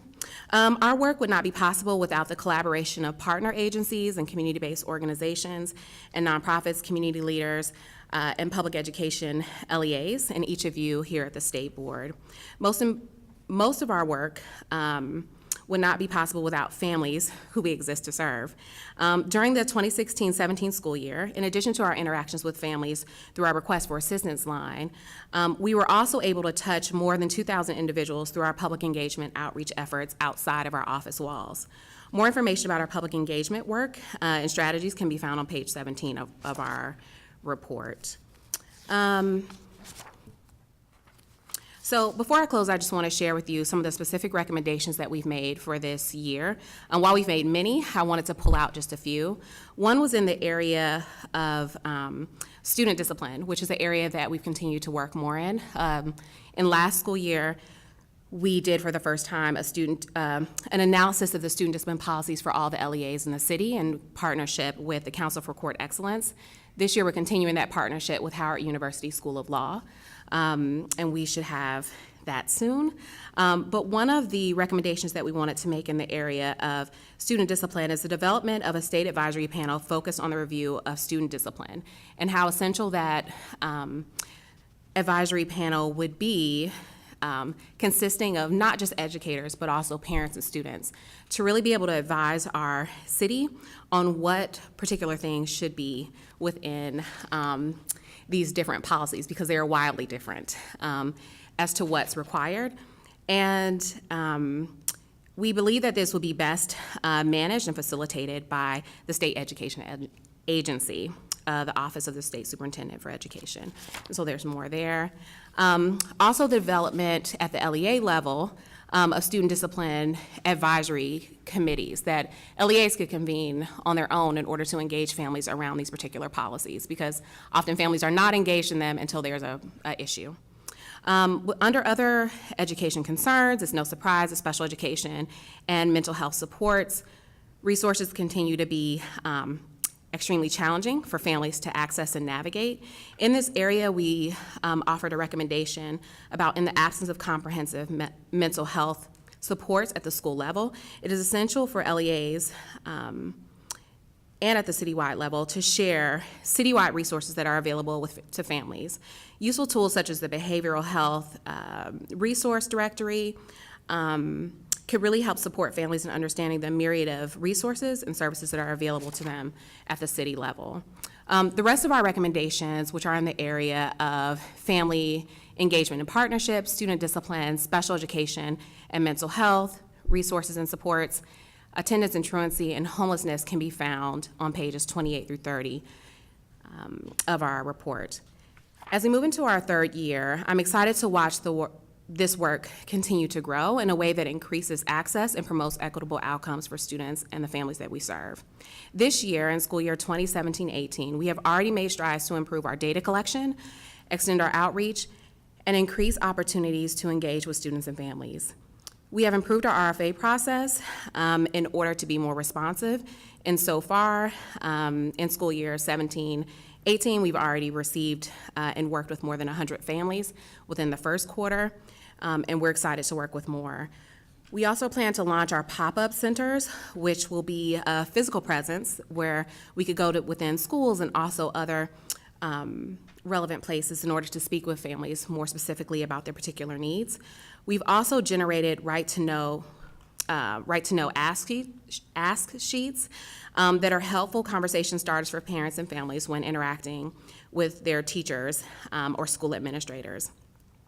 We are currently altering our approach to our special education workshops in order to provide a more interactive experience for families and parents with different entities that work in the space of public education and special education. We want to make sure that families are aware of their rights, and we also want to make sure that they are able to workshop their concerns and have their individual needs met. Similarly, we are restructuring our approach to our parent leadership series, which we will be working in Ward 7 and also in Ward 8. This school year, we have a greater emphasis on partnerships and hope that we will reach hope that our reach will be more impactful and sustainable. In addition, we will also be doing our Fast 5 series, which will help to demystify how our public education governance structure works and increase parent and families' understanding of that system. And lastly, I'll mention that we are launching our Parent and Student Advisory Committee to foster conversations to uncover solutions about issues in public education that we believe that parents and students can bring to the table. So it's with all of that and with a lot of optimism that I'm excited to present to you our annual report for school year 2016-17. Thank you. Thank you, Ms. Gibson. Questions, comments? Mr. Batchelor? Yes, just very quickly, Madam President, thank you. One, thank you for all of the work you do, and I just wanted to say three things that I thought stuck out to me and was really important. The third is actually a question, but first and foremost, I really appreciate your focus on access to information, right, which is sometimes the one thing that families in communities like mine need to really get the ball rolling to advocate for their students is just the access to that information.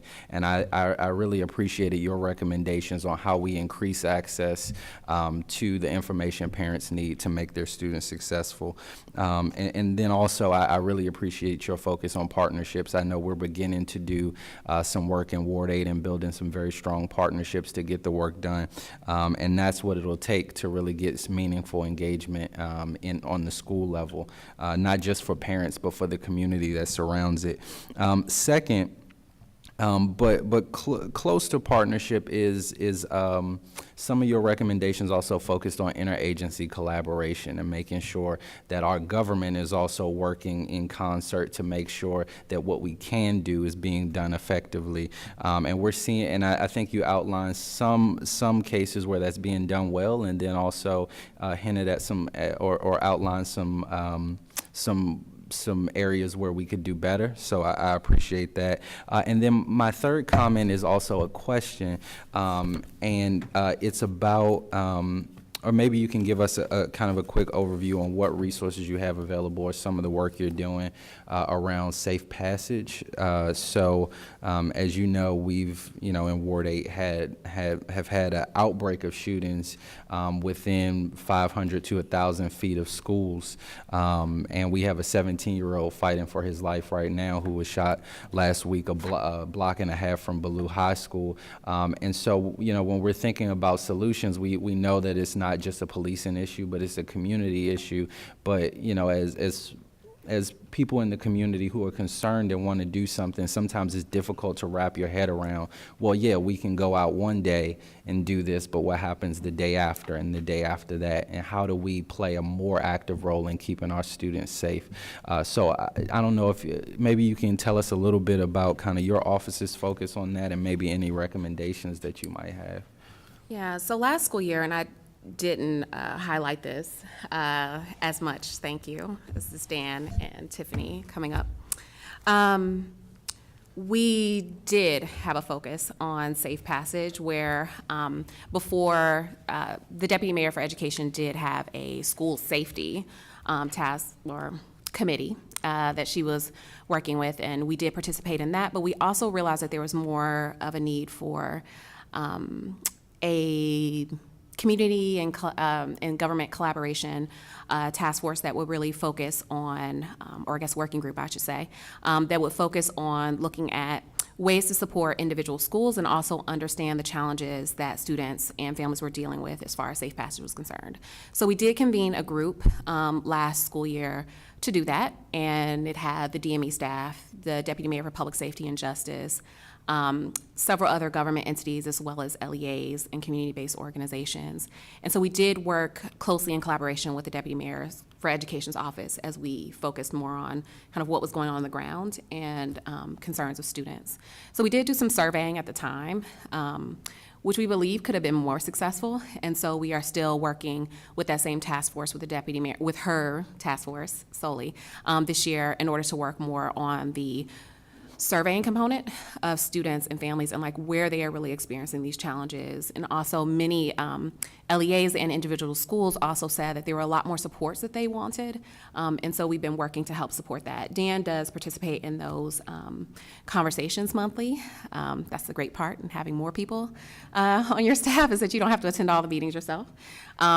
So he is doing that. But we did also create a safe passage resource guide and toolkit on our website, and that's one of the many online resources that we had that not only talked about curriculum that schools could use in order to talk with students about safe passage, to talk about some of the other initiatives that we have going on in the city around safe passage.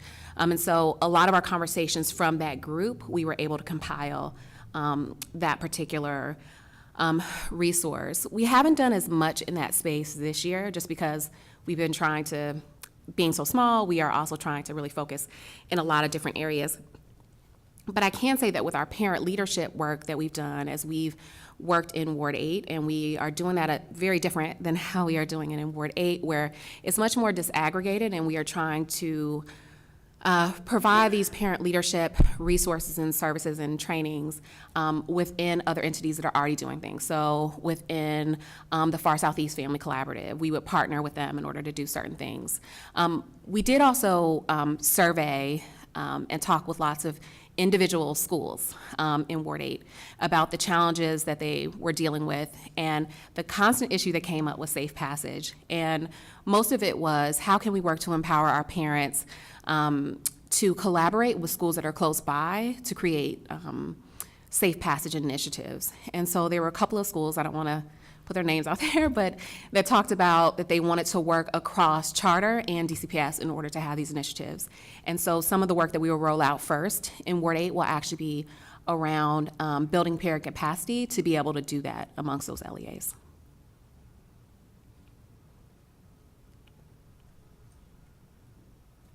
Ms. Weidenberg, you have a question?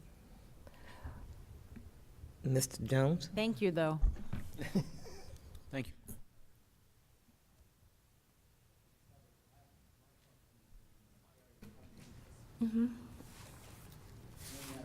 Mike, Mark. So, again, thank you, Madam President. Ms. Hubbard, my question is in the line of homelessness. I have a business that's next door to one of the shelters, and while I observe what's going on, I don't have the data. And I'm curious to know if either you or OSSI have data in reference to where these families come from, how they're getting to school, how the families are faring, the children in school. And I want you to speak to the resources that you suggest the school should be sharing with families, and what those resources are. Yeah, I'll start. Is that the end of? Oh, okay.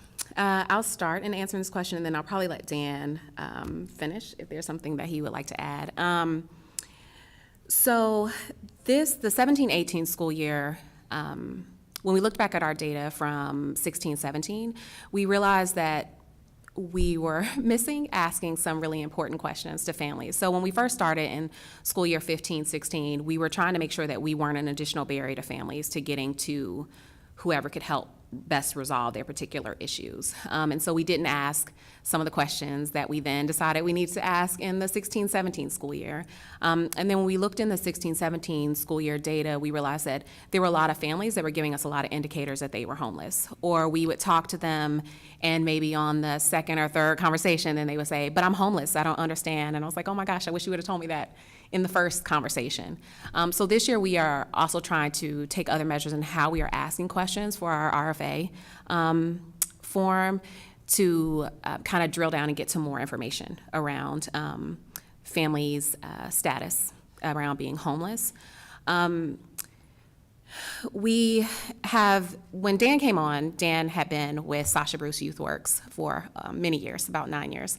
And so that really helped us to increase our outreach, not just to individual schools, but also to other places where families are receiving services. So we moved beyond just individual schools, and we were going to real service providers and talking with them about how can we be of service to you, as well as they then started sending many referrals to us of families they were working with. Many of those families ended up being homeless families, and so we had some of the information there. This is probably the first year that, well, I guess at the end of last school year, we worked with the Ombudsman staff, with Beryl Troth-German, and Farhana Rabi, who was a fellow in our office, in order to recreate and refresh a homeless resource guide, which we did refresh and is now on our website around those resources, and we've shared them with schools. It really works to compile all the resources that are around the city in one central place for families to understand what their rights are around if you are considered homeless. And so that's allowed us to have different conversations. But a lot more of this work, we have not collected the type of data that you're talking about. Perhaps OSSI has some of that. We have not. But that's kind of what we're trying to get to more with some of the questions that we are asking now when we realize that families are homeless, in order to see if there are additional things or ways that we can serve them other than answering just their immediate issue that they might be calling with. So there's. And I think some of the resources that are out there for homeless families, and especially homeless students, are very much resources that require them to disclose that they're homeless. And that's been one of the big issues that we found in our RFAs and the services that when we begin to engage with families. And I think there's between the stigma of having to say I'm homeless and this is where I'm staying, or this is my current situation, and having that situation actually match up to a homeless definition, sometimes leads into the way of folks not getting the services they should be able to get. Part of that is, putting some of the onus back on the school to make homeless services more accessible. It's putting the onus back on maybe providers to making barriers for families to access service a little bit more easier. But part of that process is just being very mindful of the situation folks are in and being able to meet them where they are in that space. Thank you. My time is up, but I want to also commend you and your staff for your service. Go with Ms. Wilson-Phelan from Ward 1 and then Dr. Woodruff from Ward 4. Dr. Woodruff? Yes, thank you. I'd like to thank you for the report. I like Epstein's overlapping spear. I just have a question in regards to it. When I walked in this evening and congratulated the teacher of the year, I questioned him. As a teacher of the year, was he able to involve the families of the children that he was serving? His comment was, we've tried. It's been 5 years of trying to get a PTO or a PTA in our school. And from experience over the last 4 years of getting a PTO together in the school that one of my children attend, I realized that that was the source of identifying what was needed in our community. And I just wanted to know, have you had an opportunity to reach out to schools that have them or are interested in starting them? What I found is that the school, once we got the PTO going, we realized that the principal knew who the homeless children were, who the most at-risk children were in her school. She did not give us names or anything, but she gave us needs. And we were able to reach out and put packages together for them, making sure that sometimes there was food that was for them or clothing or what have you, and it was slipped to the family. And eventually some of those families became part of the PTO because it was free. And so I just wanted to know, as being the student, as the student advocate, are you able to reach out to the schools to help prepare them, to work with them, to know that a lot of the resources that you have identified, you can help their PTOs or PTAs know about them so that we can get services for the families? Yeah, so I think that's an interesting question because I think oftentimes many people associate our office with helping schools to establish parent-teacher organizations. And I know that when I first started in this work that I was rather hopeful in that area. And really that was where our parent leadership series was born out of, that perhaps we could create some different resources in the absence of a really robust DCPTA or other PTO resources within the city. And as we surveyed families and schools, they actually wanted to know how to just build parent capacity, period, in a way that works best for their school, which might not always be a PTA or PTO. So this year, I happen to be a public school parent. My son goes to a DCPS school, and it's a rather high-performing DCPS school, and we don't have a parent organization, and that's by parent choice. We've decided to build out the LSAT of our school and different committees so that it's a lot more flat. There's not this hierarchy of who is the president or who's on the board, but it really works well for the school, for our school and for the families within the school. As we've worked, so in Ward 7 first, that was actually, we did 2 brainstorming sessions that lasted multiple hours talking with families from Ward 7, and it was a lot of families from both public charter and DCPS around this question. And they really wanted to know about how can we build parent capacity within our ward so that we can work across schools? How can we understand how to be better advocates? How can we understand how the system works? And so that's really where a lot of the resources that you see that we've now created has come from. We do have resources that we have worked to present that talk about how to start a parent organization and how to do bylaws, and we created all of that. And parents are like, that's great, but I actually want to know, if I'm sitting here, how do these agencies work for me? And how do I advocate for funding for our school? And so we've worked with DC Fiscal Policy Institute in order to help schools do that. Just as I was saying about Ward 8, how there was one school we went to and she was like, while I think a parent organization would be really great, we want to get our parents to even just come through the door to start volunteering with things. So we're helping them with a volunteer plan in order to get families into the door. They also wanted to know how parents could be parent leaders across schools so that they could do these safe passage programs. So I think there are a lot of ways in which schools can engage with families, and I think schools have to be more creative than PTOs or PTAs.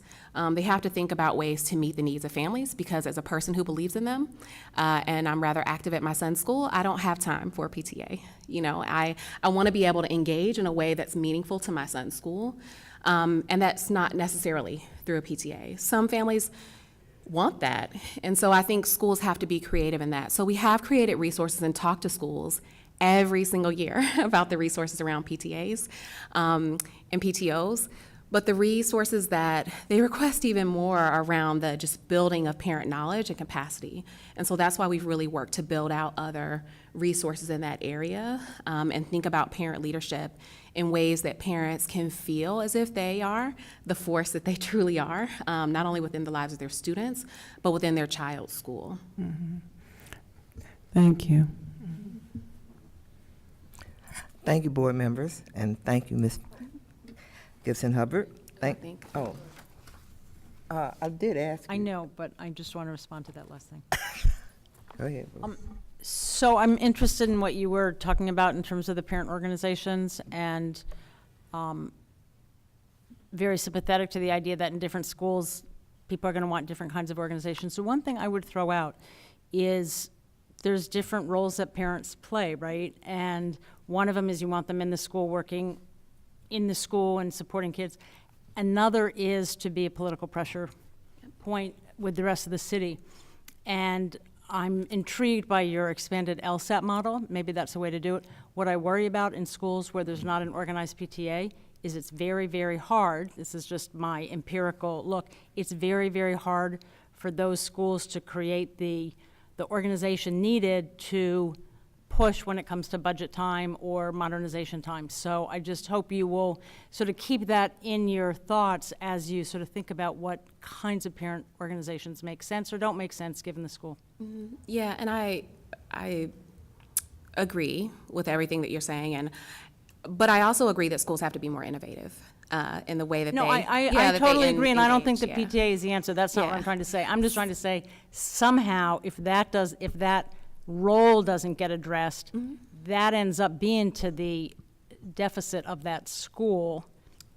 Yeah. And it's just an issue. So that is true, and I think that some of our work, as well as work that I can think about, we've worked along with Teaching for Change before, and they also work in a lot of schools that don't have parent organizations, but they've been able to increase parent engagement at the school and participation in the school, and that's definitely possible, and parents will want to do that if they also feel welcomed. So schools can start, number one, by, and we've talked to some schools about this, around having welcoming environments that actually make families feel like the school is a place where they are wanted and belong. And many schools, even when they have parent organizations, don't even have that environment, right? So they have the function of the PTA or the PTO, but for a lot of other parents who are not in the know or in that crowd of like being a part of the executive board, sometimes don't feel welcomed.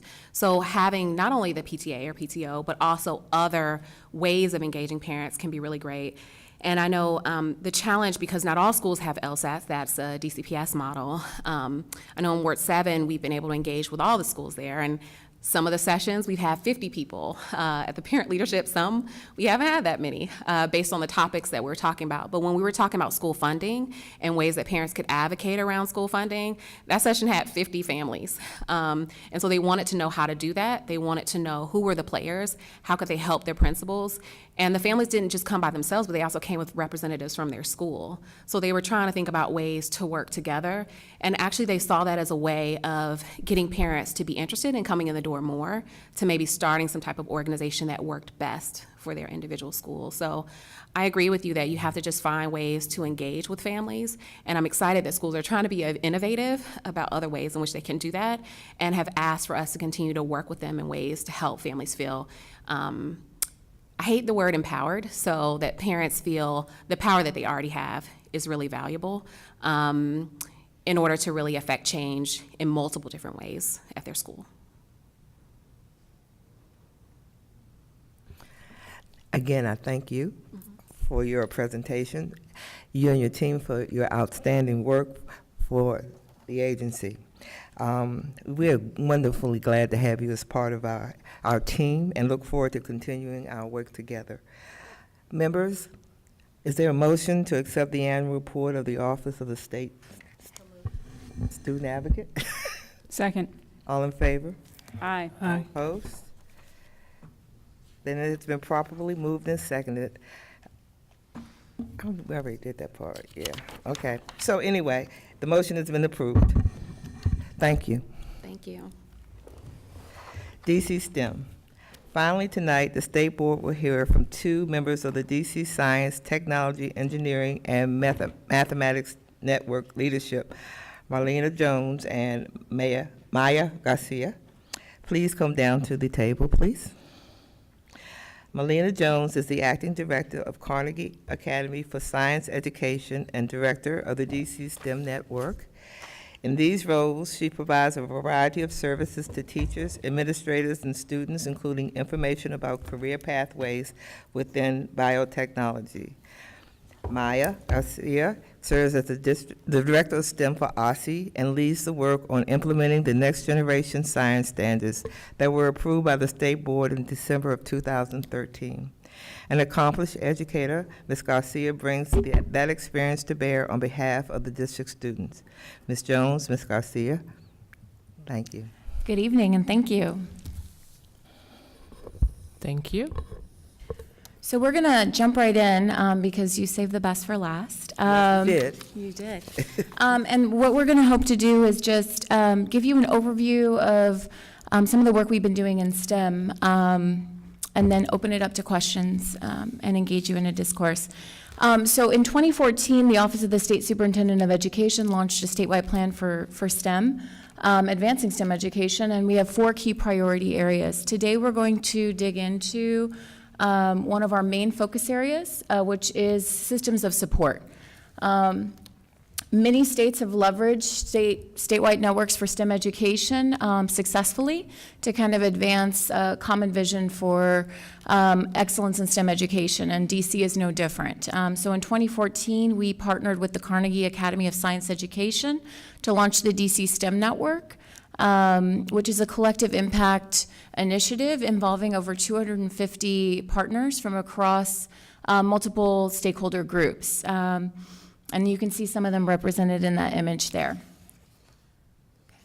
So after much deep thinking and community work, the network really supports a focus on a couple of key strategies. So evaluating the current STEM landscape in the district, establishing common measures for high-quality STEM learning, both in the in-school and out-of-school time space, hosting informative and interactive website, which was a request predominantly from parents and families in the city, and looking at recognizing and encouraging best practices and showcasing those both within the district as well as externally.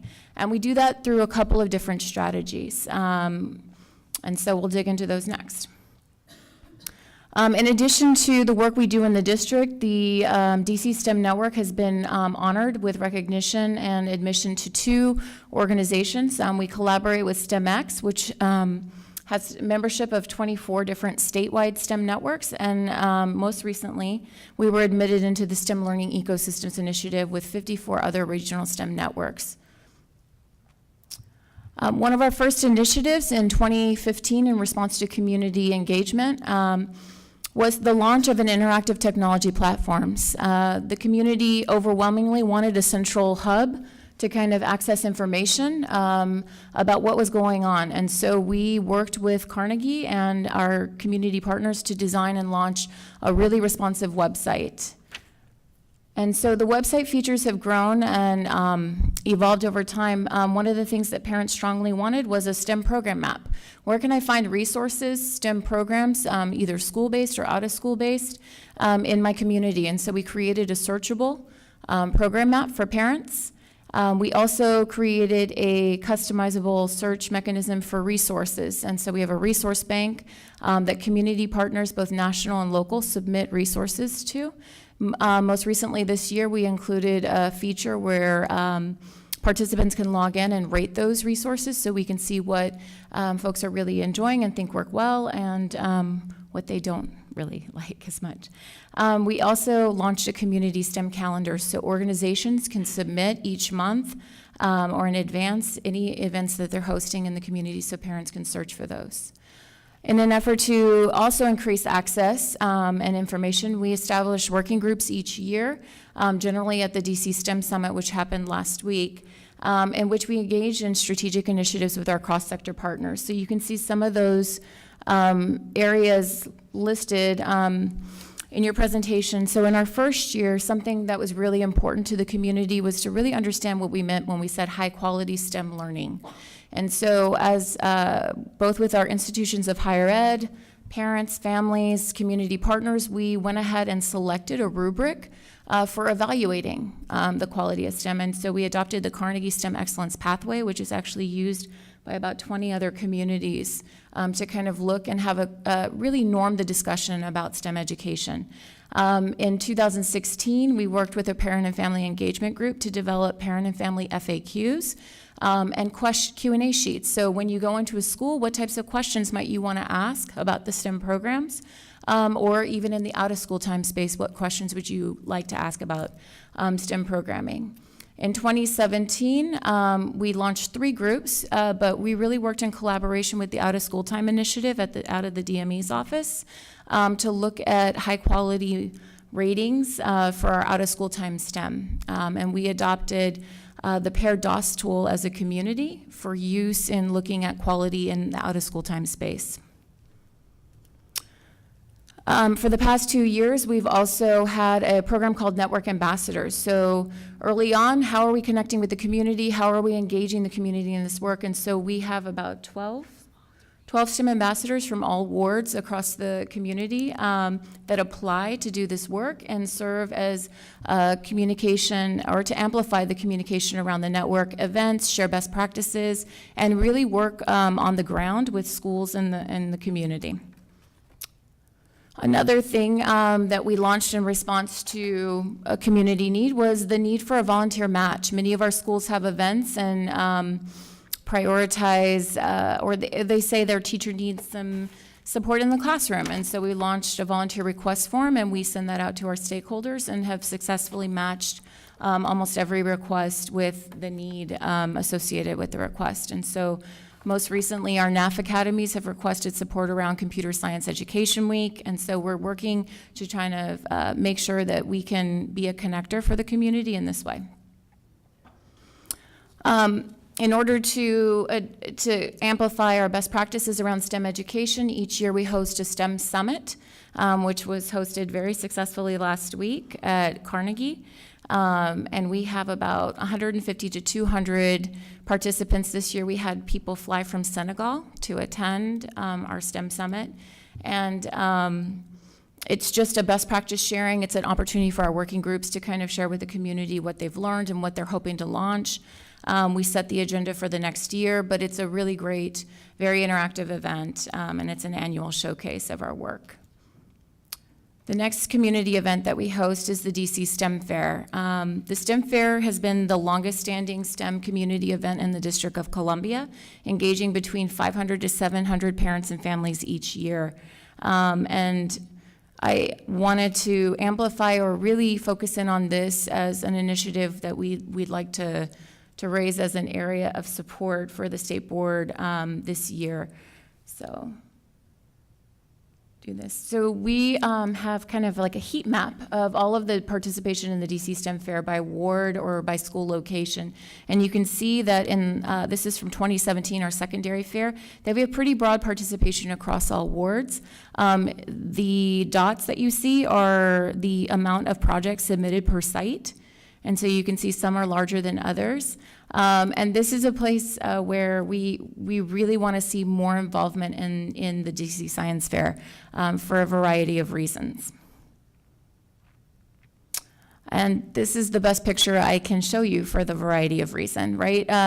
So the idea that our students, we want students to cultivate creativity to be able to use their skill set in math and ELA and in science and apply that to a problem of practice or a research initiative is kind of the highest goal that we can have for STEM education. This idea that I can take an idea further is what science fair is all about. And often our students don't have the opportunity to move past experience in a formal space. And so we're really trying to drive students to that creative spot where they're able to explore their curiosity a little bit more deeply. Generally, our UC STEM Fair consists of 4 major components. So it's not just the science fair for students. It's a STEM College and Career Expo for parents and families. We have community STEM workshops, again, focused on parents and families and engagement in STEM. And then we host a professional development event, which generally targets about 90 educators across the city at each of the elementary and secondary STEM fairs. So it's a pretty robust day where we have a lot of business and industry support, and it's a really great celebration for students.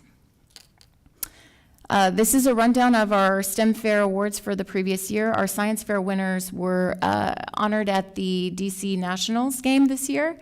The Nationals are a great partner for this work, and it was the first time that some of our students had even walked onto the field. But you can see where we have most of our gains, or our wins. School Without Walls dominates. Who's award 2? Yeah. School Without Walls dominates because they have a pretty rigorous internship program with George Washington University. And so we're hoping to really give them a run for their money with our McKinley Tech folks this year. Ward 5, yes. And our STEM academies that are really doing that deep work with students so we can see broader representation across the whole. We also had, for the first time, a student from Friendship Public Charter School placed in the top. She developed an app, so some computer science programming and things like that. We see emerging, and students are really engaged in this work.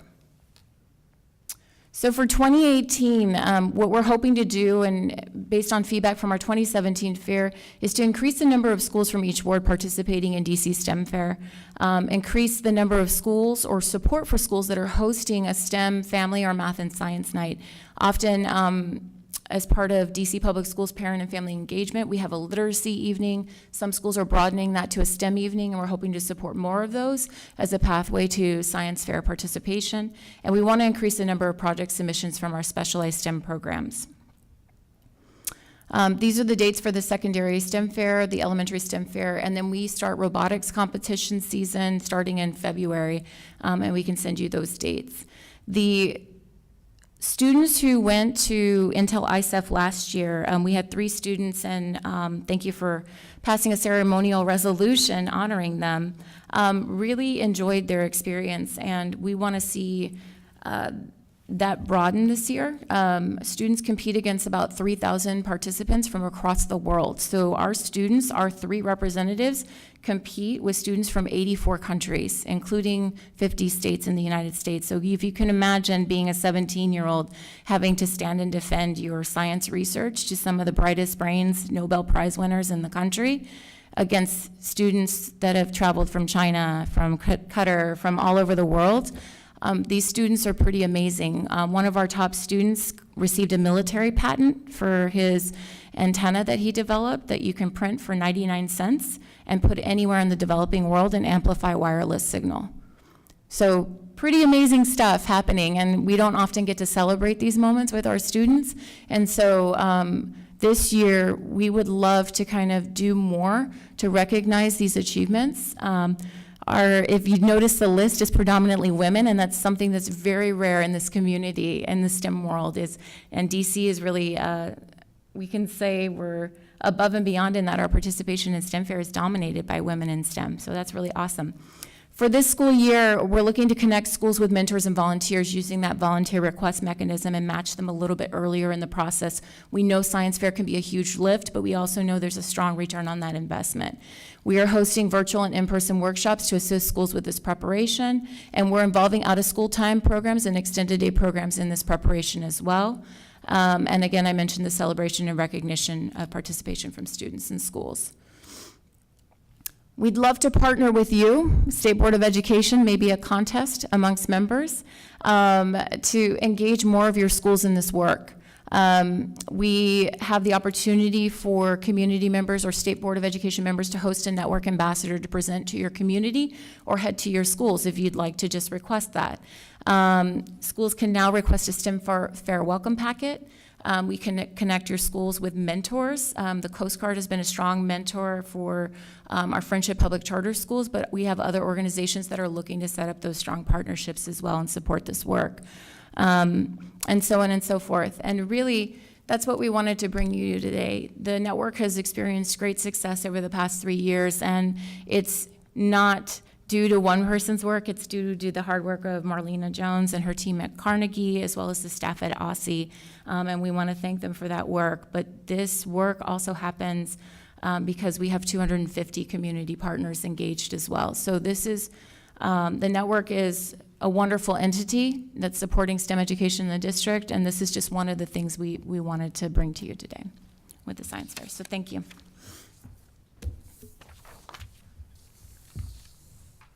Thank you. Any questions, comments, board members? Mr. Whedon? So thank you for being here tonight, and thanks for all the work you do to promote STEM and the sciences in our communities. I'd just like to request to get a list of events. What I have found is that often the schools are busy, they're following the scope and sequence. It's hard to get teachers involved until parents push. So I want to make sure that we get the materials, the dates, the registration info into the parents' hands so that we can encourage the schools to sign up. The other suggestion I would have is that often the schools that serve our most risk students don't have the resources to put on a STEM fair. So we need to look more about how we can encourage those schools that are doing it to partner with other schools. Let's build bridges across communities rather than deepening them within communities that are already doing great things. I use the example a lot. 2 or 3 years ago, there were 3 schools in Ward 6 that had a dedicated science teacher, Maury, Watkins, and Brent. All 3 of those teachers were nominated for national awards. You cannot tell me that the students coming from those programs are equally prepared to those students who are coming from the schools across my ward that do not have that resource. So we've got to really start looking at this through a lens of equity and ensuring that we're preparing all students to the same level for success in middle school and beyond. The other thing, and this isn't really a question, but it is, I do want to make this point. I had a conversation with a constituent today.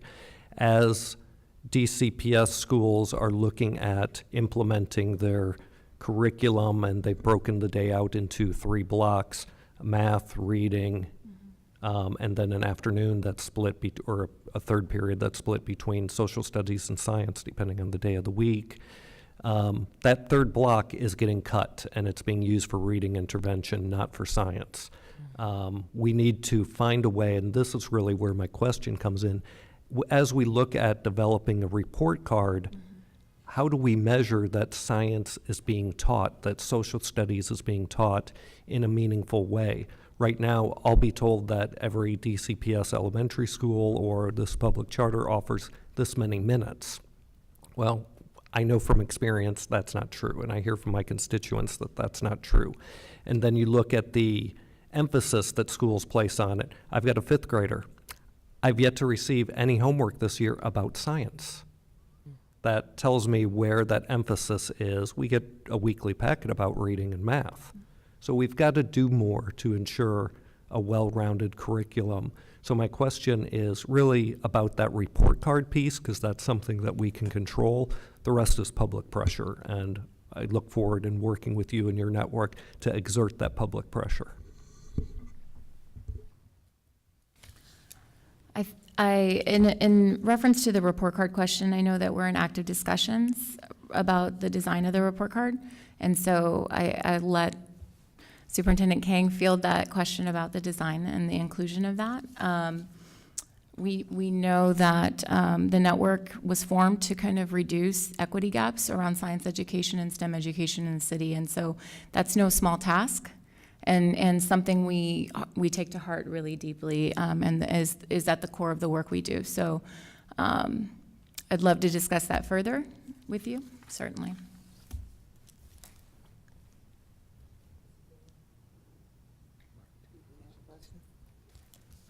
Dr. Woodruff?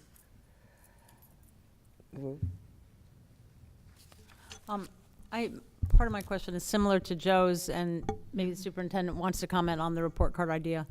I've also heard a lot of interest in this idea of sort of putting on the report card information on the strength of the science and social studies program. One idea is about the time. It's imperfect, but all these are imperfect, but it's something, and it puts it on the table for discussion.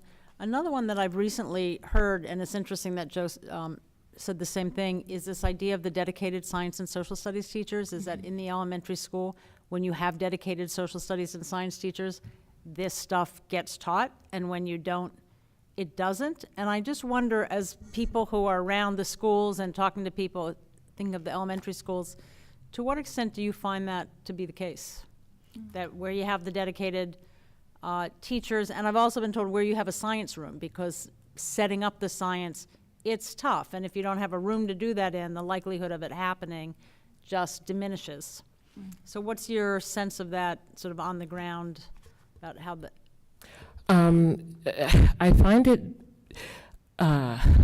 particularly for the schools that have STEM coordinators in the elementary school realm. They are the strongest advocates for ensuring that not just that science is being done, but engineering and math is being done across the board. And they're also the strongest advocates in terms of integration of all of those topics within different classes. So oftentimes those are the leads for the garden clubs, and the leads for the robotics teams, and the leads for all the other very specialized STEM activities in a school. So you're describing a model where the lead is a coordinator, not a teacher, not a dedicated teacher. For some schools in DC, yes. And then there are other schools where there are very strong advocates that are science instructors as well.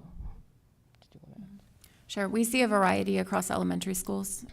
We see a different type of approach, and success rates vary depending on that approach. But it's certainly something that we'd love more discussion around, as this elementary science question, and something we've had a lot of discussion around is around this block of time, or the allotment of an educator for this work. But for the science fair, where we've seen, and this is one place, a school that perhaps is not devoting that time in that block, picks it up in enrichment and picks up this opportunity to engage kids in STEM. And so we've used this as a way to start that conversation in the school system, and with the principal, and celebrate successes around robotics and science fair, and deepen the conversation from there around STEM integration and science in the school. Can I ask one other quick question? Thank you. To what extent, when students and faculty are engaged in the science fair, to what extent does that become part of what gets done in the science class, and to what extent is it after school, and what are the trade-offs of both? I mean, do you recommend one or the other? All the time, science fair. No, I'm just kidding. So we've seen it multiple ways. Like I've coached schools who've asked questions about how to handle the time constraint, and really, that's really up to the individual teacher, how they manage the schedule and the inclusion of that in their coursework. We suggested a model for middle school that Fairfax uses, where you have a 6th grade class that does a group project around one topic, and then each team selects a nuance of that topic to explore further. And then in 7th grade, they go a little bit deeper till they get to 8th grade, where they're doing individual projects. And so we've seen a couple of different approaches. And so through the welcome packet and through some TA that we can offer through the webinars, we can offer a couple of different modalities and resources for schools to investigate how they might explore this. And last is just, if you could provide us with a list, sort of word by word, of the schools that are involved or aren't involved, Sure. That would be helpful.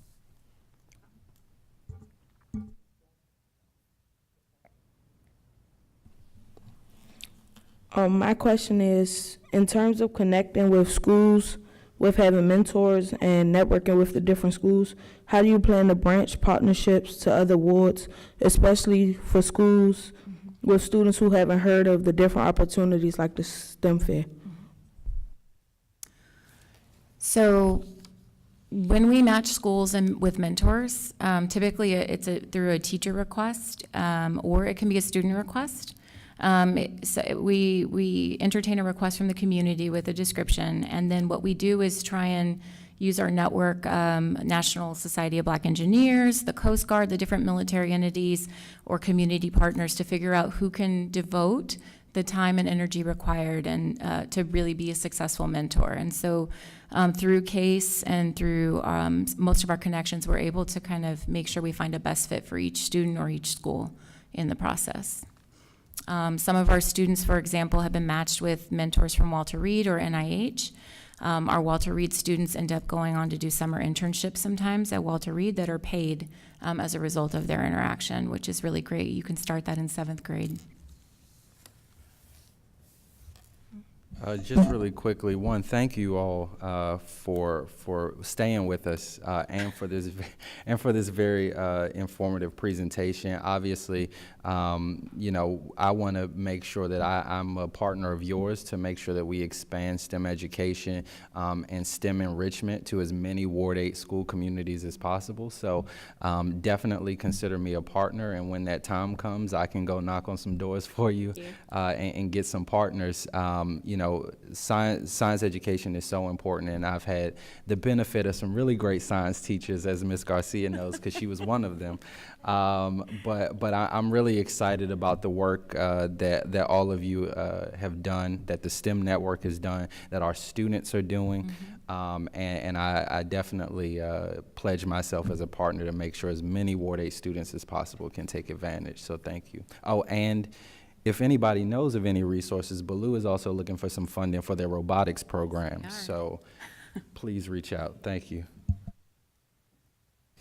I'd like to thank both of you for coming tonight. Yep. Oh, I'm sorry, Jackie. I had a question, really briefly. One of your goals for 2018 is to increase the number of schools from each ward participating in the DC STEM Fair. Why did you decide per ward and not necessarily where the students are coming from? Like, why aren't we doing a concerted effort in Ward 7 and 8 or in Ward 5? Why do you want more Ward 2 schools? Not that I would mind that at all. I'm just wondering what your thought process is there. More competition is better. No, I won't say that. No, we see, actually, we have a large concentration of participation from Ward 5 and Ward 7 in the science fair, and Ward 2 and Ward 3. Actually, not as much Ward 3, but where we see the disparity really in participation is our Ward 4 and Ward 8 schools. We want as many schools as possible to deepen their participation in science fair, because we feel like my cheesy graphic that I showed you earlier on, the more schools that do participate, I see it as an indicator of the health of their STEM education program at their school. And so when we see participation in science fair, that typically means that there's dedicated effort, concentrated effort at that school going towards STEM education. And so for us, it's kind of, we want to see across the board an uptick in the number of participating schools. Great. I'd encourage you to work with the Deputy Mayor and the Public Charter School Board and DCPS, as well as your OSSI team, to really make a concerted effort in those wards that are underrepresented, particularly 4 and 8. And because 5 and 7 have a heck of a lot of schools as well, increasing participation there is going to get you more bang for your buck and really serve the students that need this additional incentive. So thank you. Any more comments from the board before? Okay. Thank you for your presentation, and I especially like to acknowledge the fact that since you now appointed me on the STEM board, I will be working to do these things, Marcus, in our wards, all right? Thank you for coming tonight. Thank you. Before we adjourn, Mr. Jones would like to make an announcement. Thank you, Madam President. I'll try to be brief. On Saturday night, I had the pleasure and the opportunity to dance with the scholars for the William O. Lockridge Foundation. And in case any of you all in our listening audience don't know, I'll just briefly tell you a little bit about William. William served on the local school board, the hybrid school board that represented Ward 7 and 8, and this State Board of Education. And he was preceded, of course, on the local board by his uncle, Calvin Lockridge. So the Lockridge name in education goes together. But on Saturday, I had the pleasure of dancing with two of my colleagues, competing with two of my colleagues, not dancing with them. Thank you, Karen. I danced with a girl, I'm positive. Okay, Jack. And it was a pleasure spending time with my colleagues in a different setting, friendly competition, but we had a lot of time to chat and engage prior to the competition. It was won by Ward 8, our colleague in Ward 8. I'd like to give him a hand. But I also would like to note that I believe it was, the fix was in. And if it wasn't, it was unfair because he's only 2 years older than the students that he danced with. So Jack and I were at a little disadvantage, certainly me. And home court advantage as Yes, well. but it was, And they won all of them except one, right? that is correct, Karen. So, yeah, I think the permanent fix is in, and Karen, as you know, you've been a participant. But it's a great time, had by all, and it's for a great cause and honoring a great man that did a lot of great work in this city in the area of education. So, thank you, Madam President. You're welcome. And I look forward to some women members being invited next year. Then we'll see if the fix is really in. Well, I was doing it, but they still won. I know. It wasn't helpful, but it was the truth. Well, Mary Lord also is. Mary Lord was the one that won that 1 year, yeah. And maybe we should also extend it to Aussie to participate. Yeah. Well, you have to talk to Ms. Lockridge. Yeah. So if there are no further announcements, items on the agenda, motion to adjourn? Second? Second. Good night.